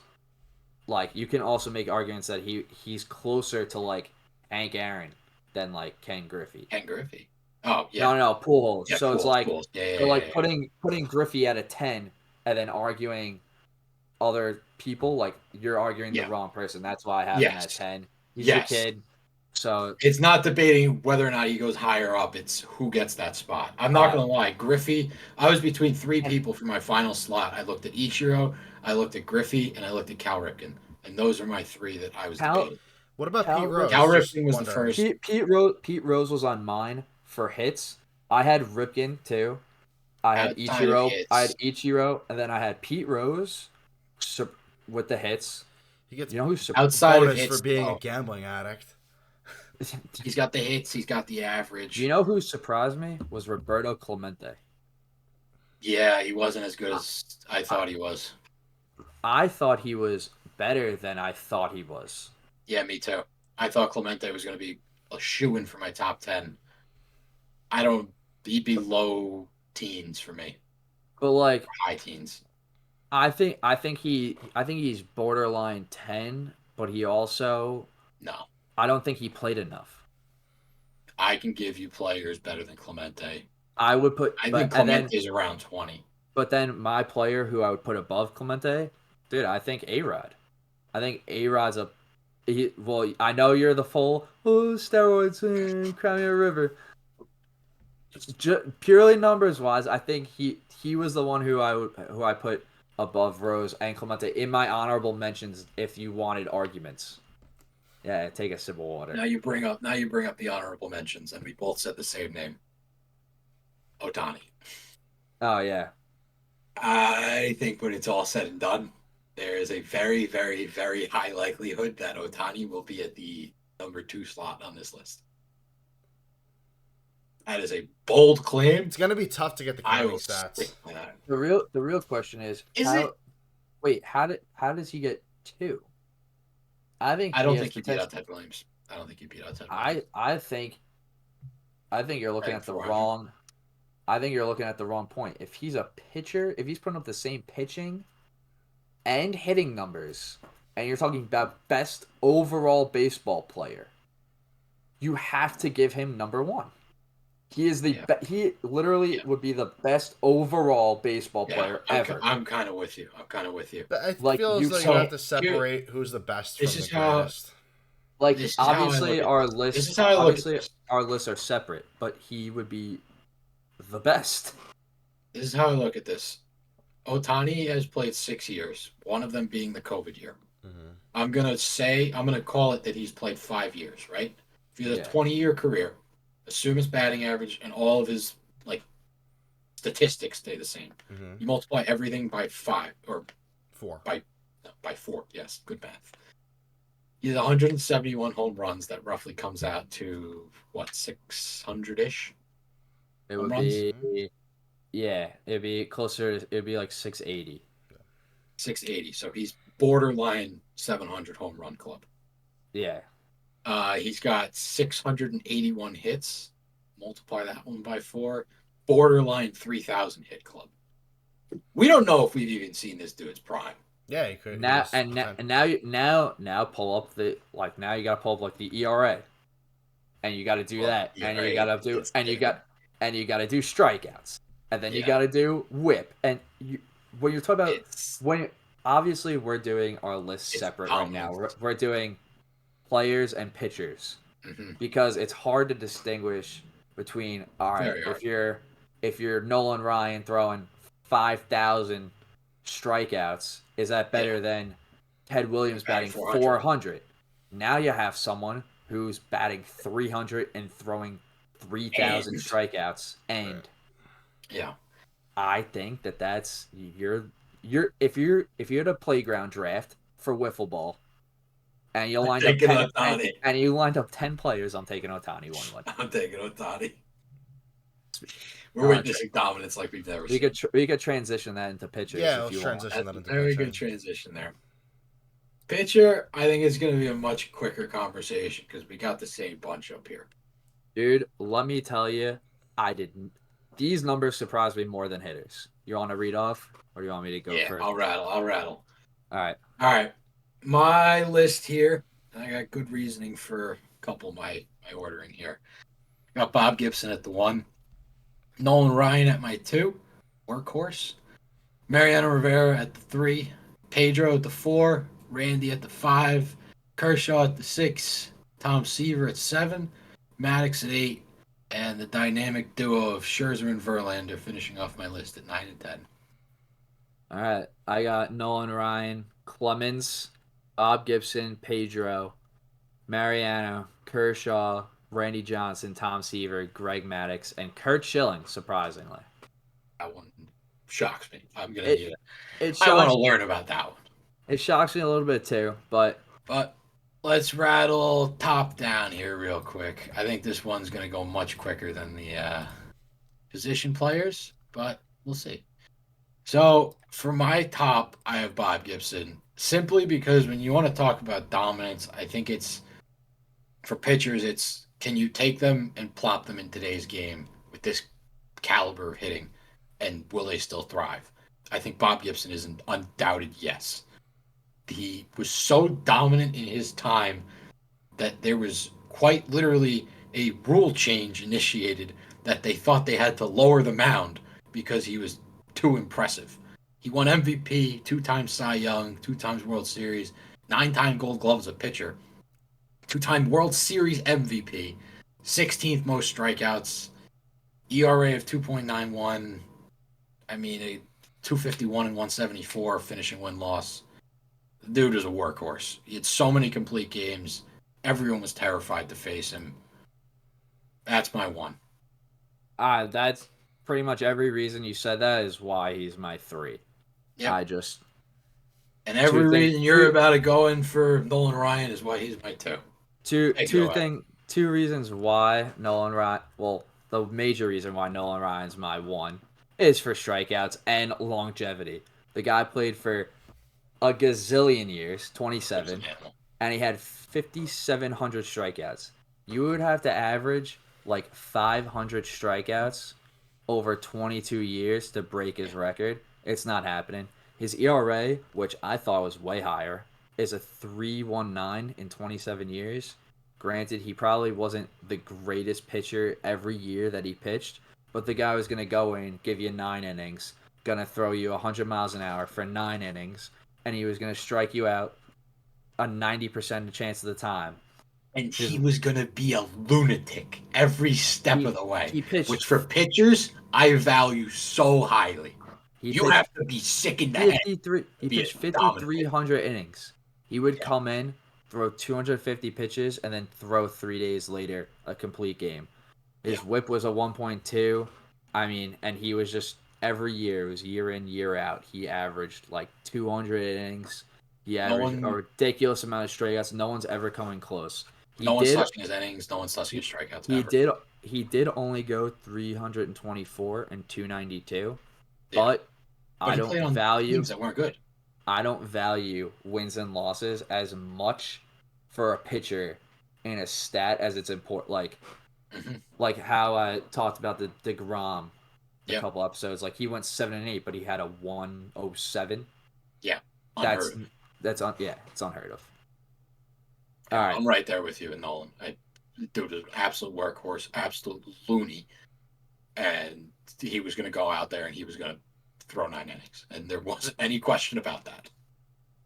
All right, now I'm going to go into my 2, and it's purely we're going to say steroids as a pitcher. We don't need to look back to it. We don't need to look back to it. He was a 3.12 ERA, shorter than Nolan's.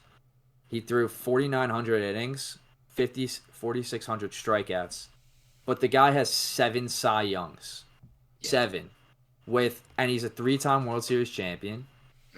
And I value the Cy Youngs more. His whip was a 173. He won an MVP. He won 2 World Series as 11-time All-Star. I value Cy Youngs even in an era where you say steroids. You still had to be the best pitcher against the best hitters and have the best numbers. That's why he's my 2 over Gibson. Okay. And I would also like to just add to that. He's being a pitcher on steroids. Obviously, you can be a little faster. Ultimately, that's not going to change. Yes. You being able to move the ball and everything. And It's also, he's going against hitters who are on steroids at that time. Yes. And doing what he was doing. So that does make a difference too. That helps, his cause, I guess.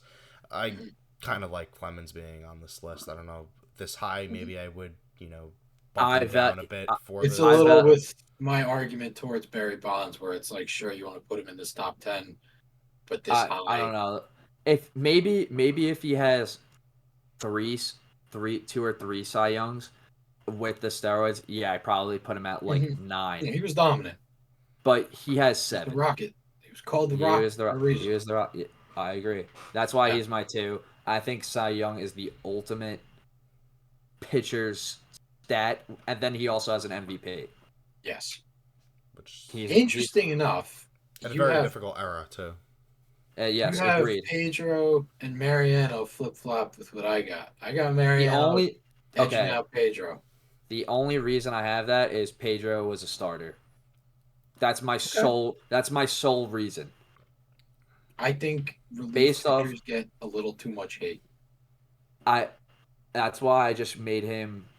That's what we were talking about in the position players list, and we got to sort of the bottom. We kept saying he was the best at what you put him on the field to do, and that's why he's here. For me, Mariano was in a different caliber of being the best at what he was put on the field to do than any of those position players. His all-time save record, I again think, is a record that's never going to be touched. It won't. He was unhittable. 2.21 ERA, which, including all of the pre-modern era players, the guys from like 1860, he is 13th in all-time ERA. For context here, the next closest in a name you would recognize other than Babe Ruth is with Clayton Kershaw, who's 41st. That's how absurd an all-time ERA of 2.21 is. I know he was a closer. I know he didn't face as many batters. He threw a lot less innings.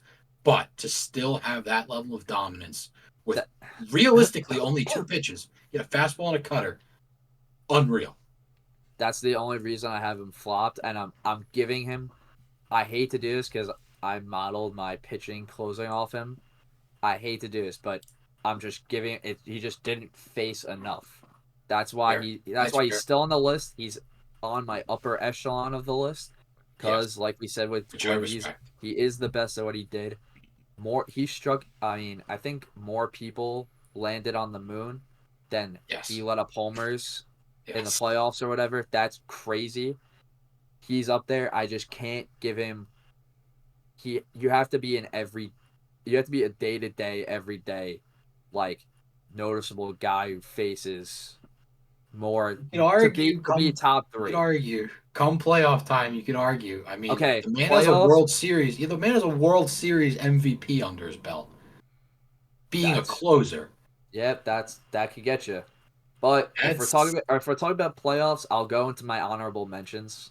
Because I have a playoff name that, if we're talking about just playoff accolades, he deserves to be top 3 on this list. Man was a lunatic. Another lunatic. And he made one crucial mistake going to the Astros.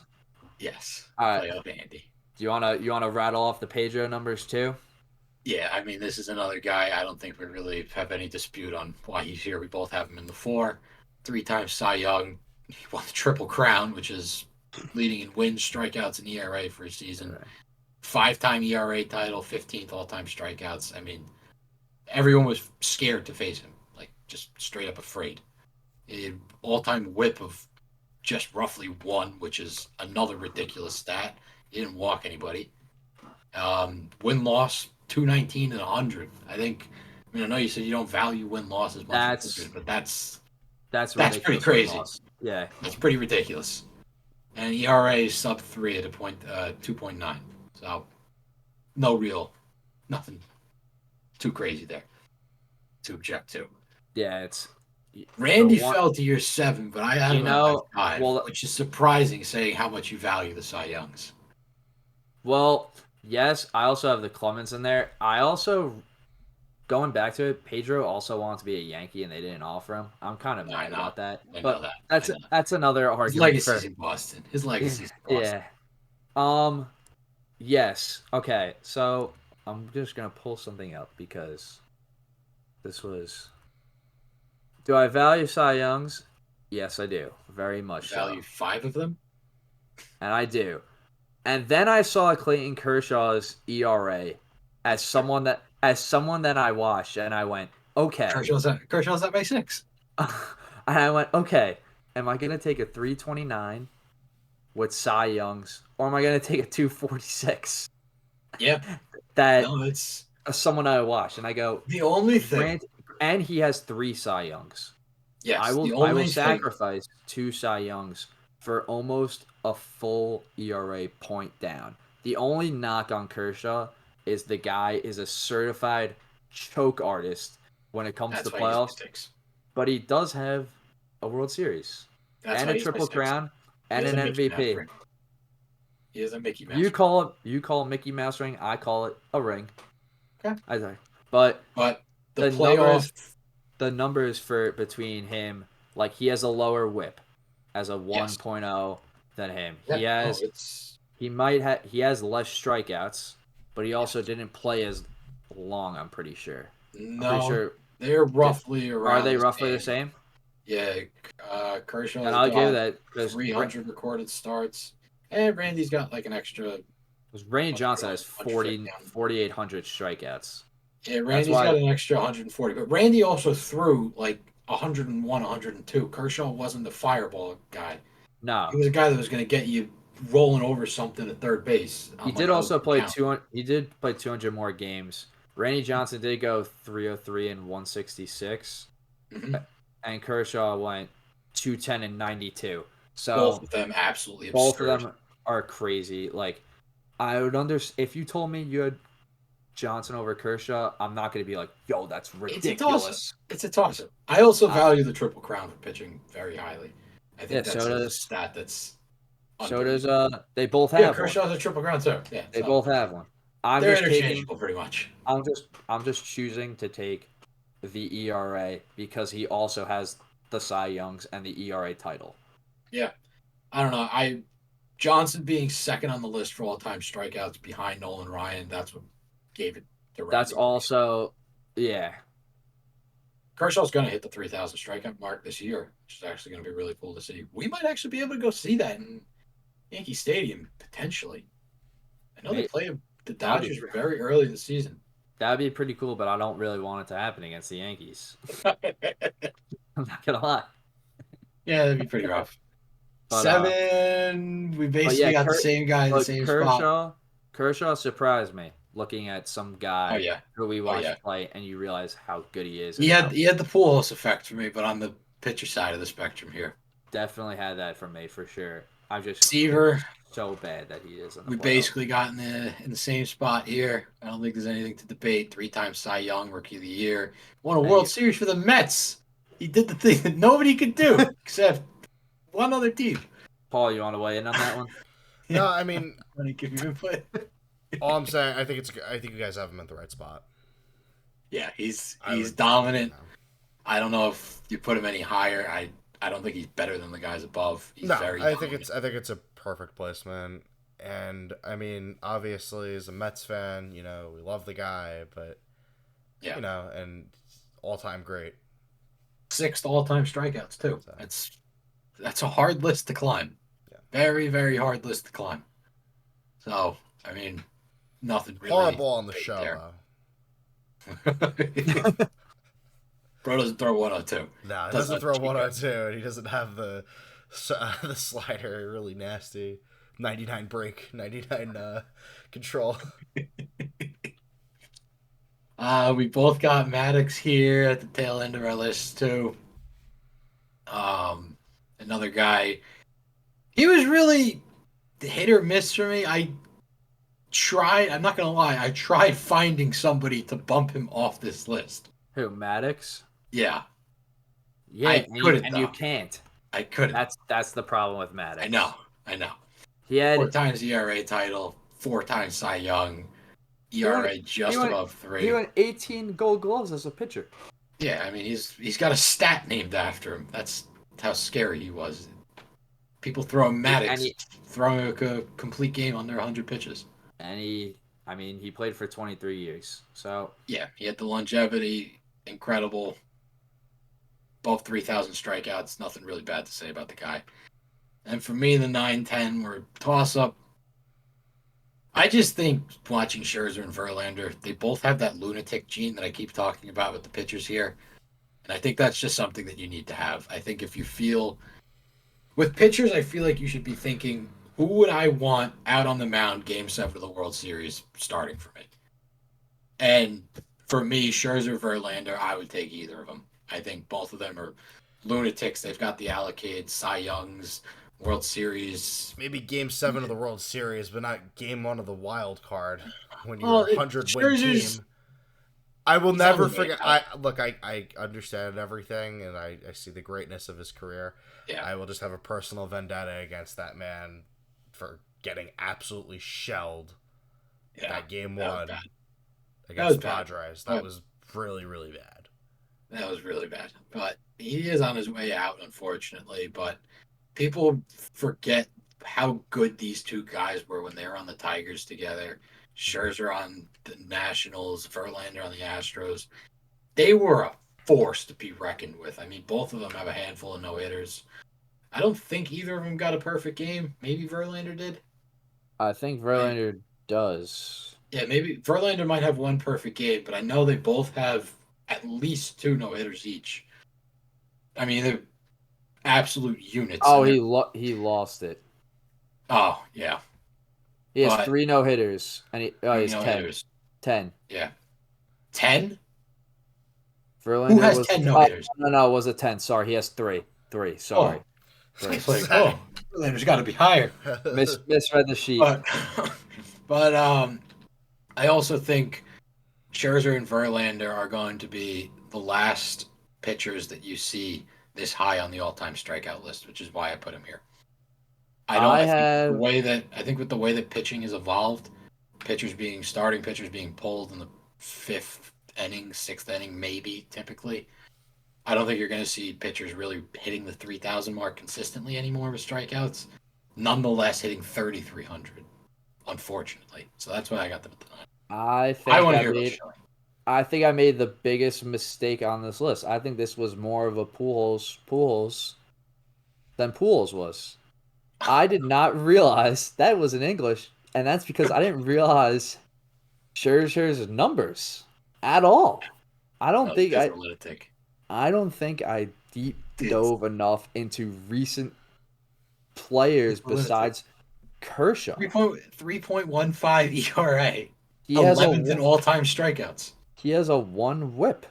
Yeah. No, Scherzer more than Verlander, which is why he edged out Verlander for me. Scherzer was a loony.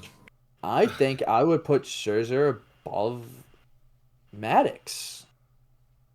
It was a toss-up for me between the two. I would bump Schilling and put Scherzer above Maddox, I guess. Holy Scherzer. I did not. Schilling had a good. Schilling was a 3-time World Series with a World Series MVP, yep. And I thought he had 3,000 strikeouts with a 1.1 WHIP. I mean, his WAR isn't great. He was on some solid teams. He was pretty much up there his whole career, like he had it. Yeah. So I gave him the longevity for 20 years.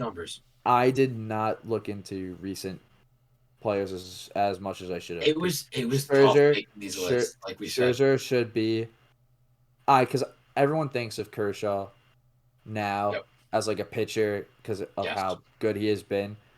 I did not think Scherzer was as good as a pitcher as he has been. I thought it was always Verlander, and then Scherzer always comes in, he throws whatever he does. Scherzer, and he also has a no-hitter. He was, and I forget that for sure.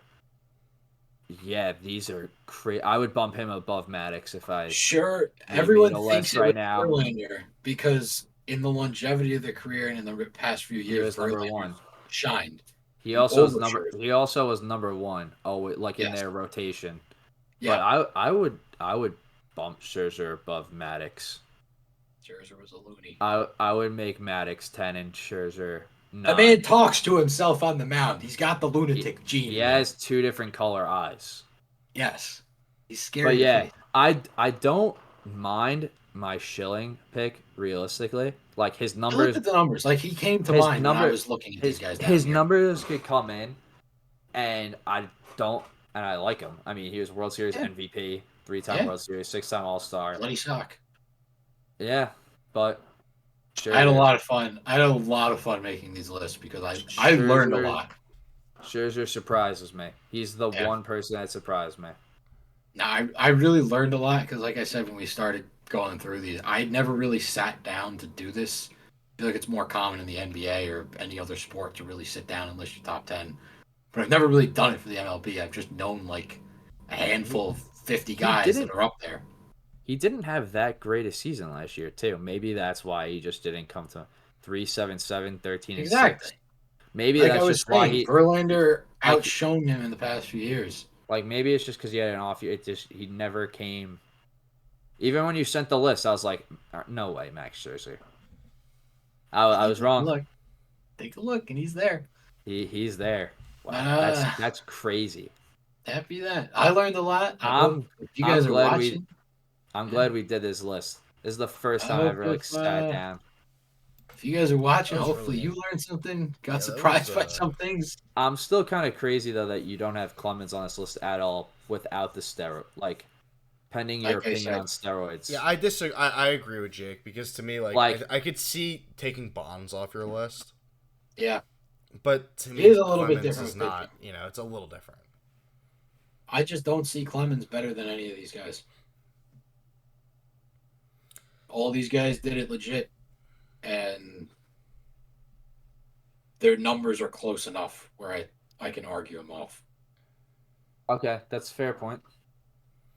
Yeah. Well, that was interesting. I enjoyed that.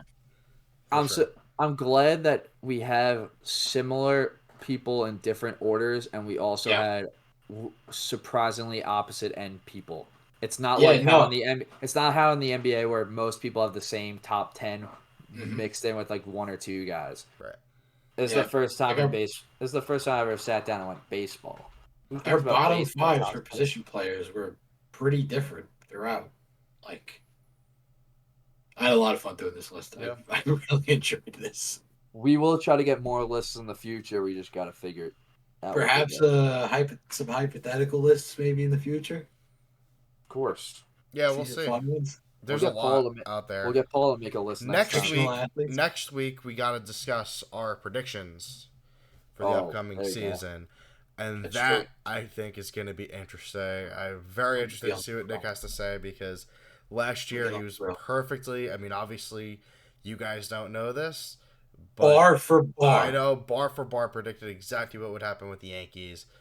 Every storyline, so I'm excited for that. Except Garrett Cole. Except Garrett Cole. You thought Cole was not going to be good. He ended up having a fantastic season. You did send me that prediction. It was first phenomenal. Yankee game. At the end of the year, I took those predictions and I put the stats next to it, and it was disgusting how accurate I was. Yeah. I need to see if I talked to you about Cole. Because I told you one of those was going to be wrong. I'm curious to see if it was the Cole one. Now. No, Cole impressed me. I think he's here to stay. Hopefully he shows out again. Yeah. I'm very cynical with the Yankees, and I'm looking to say that I think they got it this year. Knock on wood. Well, anyway, we'll see. We'll talk about that next week. But that's it for the major sports that we normally cover. But a big sporting event, big kind of crossover thing. We've seen this happen in recent years. We have these crossover boxing matches. We got this Friday coming up. We have Anthony Joshua fighting Francis Ngannou, and it's an interesting matchup because this wouldn't have happened, obviously, because Francis fought Tyson Fury, who is the current heavyweight champion, and obviously Fury is known, he's a very inconsistent fighter. He comes in some fights looking horrible, and then other fights he'll come in looking phenomenal. It seems like he wasn't super motivated for that fight versus Ngannou, but nobody gave him a chance to even compete. You know, coming in there, obviously it was a non-title fight, coming in, giving Tyson Fury a really good fight. A lot of people thought Francis won the fight. He did drop Fury. You know, we'll see how he does against Anthony Joshua. Anthony Joshua, Olympic gold medalist, 2-time champion. He's won his last 3 fights. He's looked really good. Obviously, he's known to have a horrible chin. He really has, I would say, of heavyweight champions, one of the worst chins in history. And going against a guy like Francis, who is a very, very powerful man, that could be a huge thing. And the big thing is Joshua is a much more skilled boxer than Tyson Fury. Tyson Fury just uses his sheer size, 6'9", 270 pounds. Yeah. Joshua is a very skilled fighter. But if Francis connects, you'll put Joshua in trouble. Joshua can, cover up and stuff. He's experienced. But we've seen him knocked out before. So I don't know if he'll be able to hold up to that. I would say most likely Joshua should win on paper, because Joshua is a very powerful puncher. Him hitting Francis is a lot tougher than Tyson Fury hitting him. Joshua has a lot more power than Tyson Fury. But I'm really interested to see what's going to happen here, because if Francis gets this win, which he very well could, I see no reason why he shouldn't be in a position to fight the winner of Tyson Fury and Usyk, which that's going to be for the undisputed heavyweight championship. So we'll have one heavyweight champion for the first time since Lennox Lewis, I believe, back in 2000 something. So we'll have one heavyweight champion in that fight. I think Francis should get the right, or whoever wins this fight should have the right to fight the winner of that fight. And I mean, you never know. Francis is a very, very powerful man. One of the strongest fighters. I think probably the strongest fighter in the world right now. I think everything you said is completely true. I think Tyson didn't expect Francis to come out and be as powerful as he is. Yeah. And I don't think he took that full camp seriously, knowing it wasn't for a belt. It was against Ngannou, an MMA guy who's just big. I think Joshua looks at that fight and goes, okay, Francis is going to come out and beat Francis. He's going to be big. He has the powerful punch. You've seen it in MMA. You saw it against Fury. He knocked him down. I think Joshua takes this a little more seriously. I also think Ngannou takes his camp more seriously, more towards like a boxing. Well, I think he's going to be fighting his heart out because I think money. Yes, but I think Francis fighting Fury hurts his chances against Joshua. I think no one knew what Francis was going to do coming out. Now Joshua has tape, and Francis is only going to continue to tone up his boxing, and then straight up boxing for boxing, like you said, Olympic gold medalist, the reach, the power, conditioning. He's a pure technique boxer. Like, I think that hurts Francis, because Tyson was not like that. He uses his size. He tries to overpower. I think that benefited the way that Francis went in to try to fight. I don't think Joshua is as good a matchup for Ngannou. I disagree with that, because I think Francis is only going to get better as he's spending more time doing boxing sparring, training specifically for boxing. His technique needs to be on a certain point, because it really doesn't matter how powerful you are. If you're straight up beat to the punch with timing, you're beat to the punch. You can't touch a guy. And if he, in that, it'll be in slow motion for Joshua if that's the case and the timing's off. I think Francis getting more experience with boxing and getting in, a full training camp with Fury, a full training camp now for Joshua. I understand Joshua is going to be motivated because, if you go out and destroy Francis when Fury couldn't beat him, that'll put him in a position. Because if you look at the times where Joshua has fought mutual opponents as Fury, because that's the big money fight that they've wanted to make in the heavyweight division for a long time, it just never worked out because either Joshua would lose or something, some sort of crisis would happen.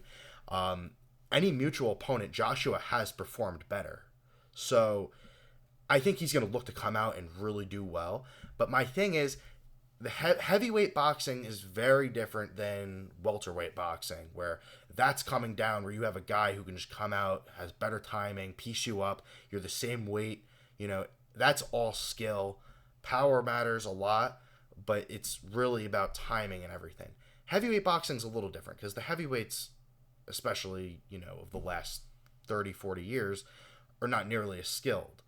And it really comes down to, brute strength makes a huge difference, and size.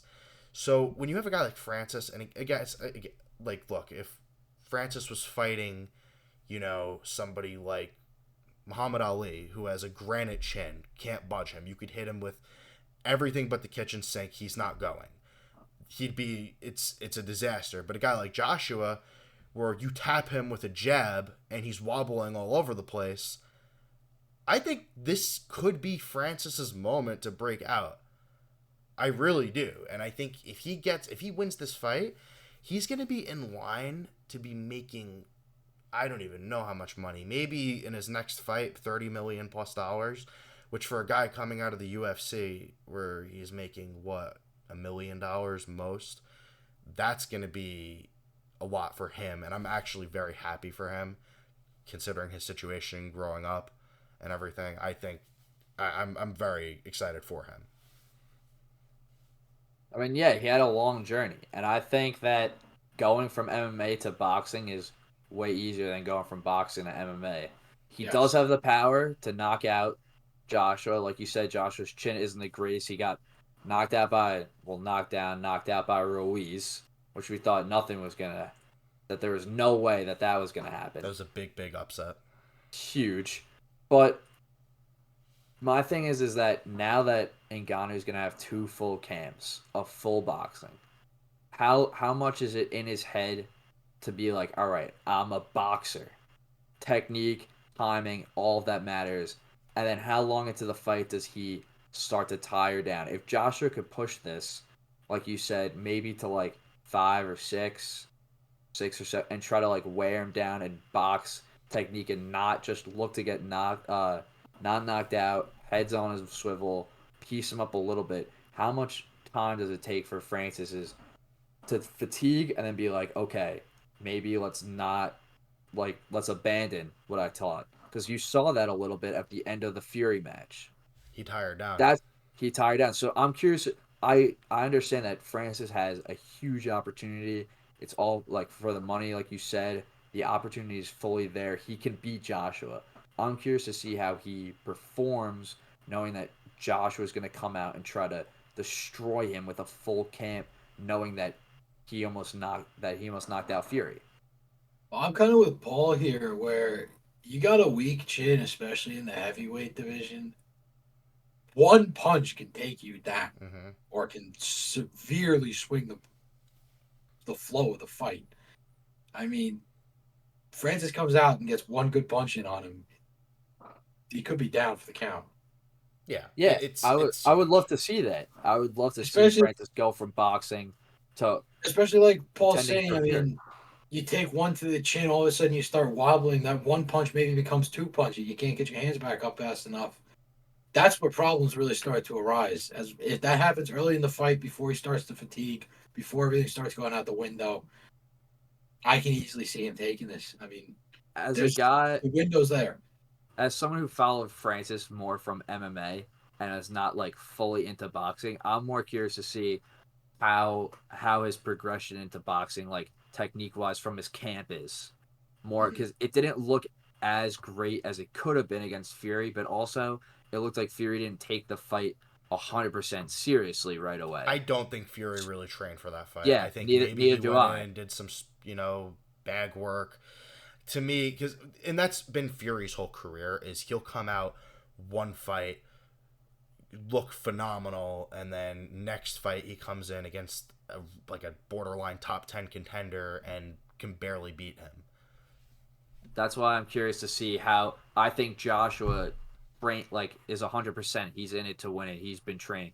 I'm curious to see how Francis comes out and how his progression from MMA to boxing, knowing that Joshua is going to come in and not take the fight like Fury. He's gonna take it like an Olympic champion, essentially. Even though he's older than he was when he was in the Olympics, but still, he's still a primetime boxer. And Ngannou wants to be a primetime boxer. And I'm curious to see how the conditioning, the hand technique is, the punching, the timing, all the things that Paul said, especially with the heavyweights. And you're like the one punch knockout. Can he keep his hands up for that long a time?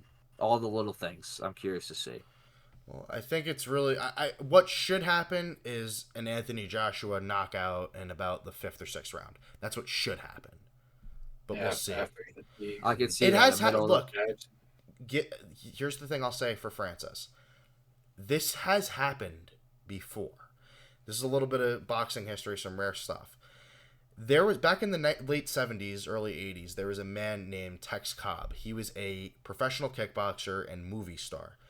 And all of a sudden, he turned, because he was a big MMA guy. I know what you're talking about. Wanted to turn into a boxer. And he went in, he started his boxing career, rack up a couple wins against some guys. Gets in with Ernie Shavers, who most people consider to be the hardest, not most, but most boxing historians, like take out the casuals who are like Mike Tyson. The boxing historians are going to say that Ernie Shavers is the hardest puncher who ever lived. That's who Muhammad Ali said was the hardest puncher. Who he had fought George Foreman, a lot of really hard punchers. He's Ernie Shavers' hardest puncher. Tex Cobb goes in there. Nobody expects him to win. He knocks Ernie Shavers out. Then he goes in. He knocks out Leon Spinks, who had beaten Ali, Olympic gold medalist. Beats him. He challenges Larry Holmes for the heavyweight title. He loses that, but still, it's a guy who wasn't boxing since he's 7 years old. He came in with a MMA background, movie star, goes in and ends up challenging for the title, beats a lot of really, really good fighters. It has happened before. It only could happen in the heavyweight division. Like, if you took Sean O'Malley and put him in against Tank Davis, that's a 2-round annihilation. Oh, that's just what it is. I don't think any fan would question how, it's almost like the McGregor Floyd. I mean, that was a joke. I don't think Floyd took that seriously, obviously, and that was all promotion and money. But I don't think any fan is saying that. If you took an MMA guy, I would say what, 180, 185 maybe. Yeah, you took a light heavyweight. Like, if you took a light heavyweight, middleweight. Yeah, a light heavyweight in boxing against somebody who's like 175 in MMA. That's talking Archer Beterbiev versus whoever. That's I'm telling you, 1 round. That's it. That's a totally different thing. And it's the same thing with MMA too. The one punch. You see the heavyweights standing, and it's like a body shot and a head shot, and all of a sudden they're on the ground in 2 seconds. Right. So anything can happen. And I'm hopeful for Francis. I would love to see him come out. I just think Joshua. I think Joshua has this. Yeah, I agree with that. And to quickly just touch on the Floyd McGregor thing, because that's like the thing that people point to. Oh, McGregor did well. He definitely surprised, but here's really what you have to consider, right? They're fighting. Floyd started out his career at featherweight, 126 pounds, and he was really in his prime at like 140 pounds. That was really where he, was at his best, 140, and then 147. This was at 154. This was the highest Floyd ever went. And legitimately, he was kind of washed about 4 years before that. And then he had a few fights. And then he was not fighting for 2 years, went in no tune-ups right into this fight. And to be honest, Floyd, historically, is not a strong puncher at all, even when he was in the lighter divisions. He's a defensive guy. To a boxing term is he can't crack an egg. He really can't crack an egg, especially at 154 and being that washed. For him to just go in against McGregor, he kept his hands up for 9 rounds. He wanted to give the people a show, and then once McGregor got tired, he just moved in and stopped him. So it was, it's a little bit different than like something like this. Yeah, obviously. I'm just trying to make because you got like O'Malley. If you took someone else in their prime and put him against Tank, Tank's gonna piece him up in 2 seconds. Yeah, but anyway, any lightweight. Yeah. Anyway, interesting episode. Any closing thoughts? No, I think that about does it. I like this little segment into martial arts Well, boxing. it's a big topic because this is crossing over boxing and MMA. It's a big fight. When is the fight? It's Friday, not Saturday, because I think there's a UFC card or something going on Saturday, so they didn't want to. It's UFC 299. Yeah, so they didn't want to put it on the same night. That's smart. So they put it Friday. It's in Saudi Arabia, so it's going to be Friday at like 6 p.m. Eastern time. Speaking of Sean O'Malley, he's fighting on the card. There you go. He's headlining. Anyway, all right. So thank you guys for watching, and subscribe, all that good stuff. Take care.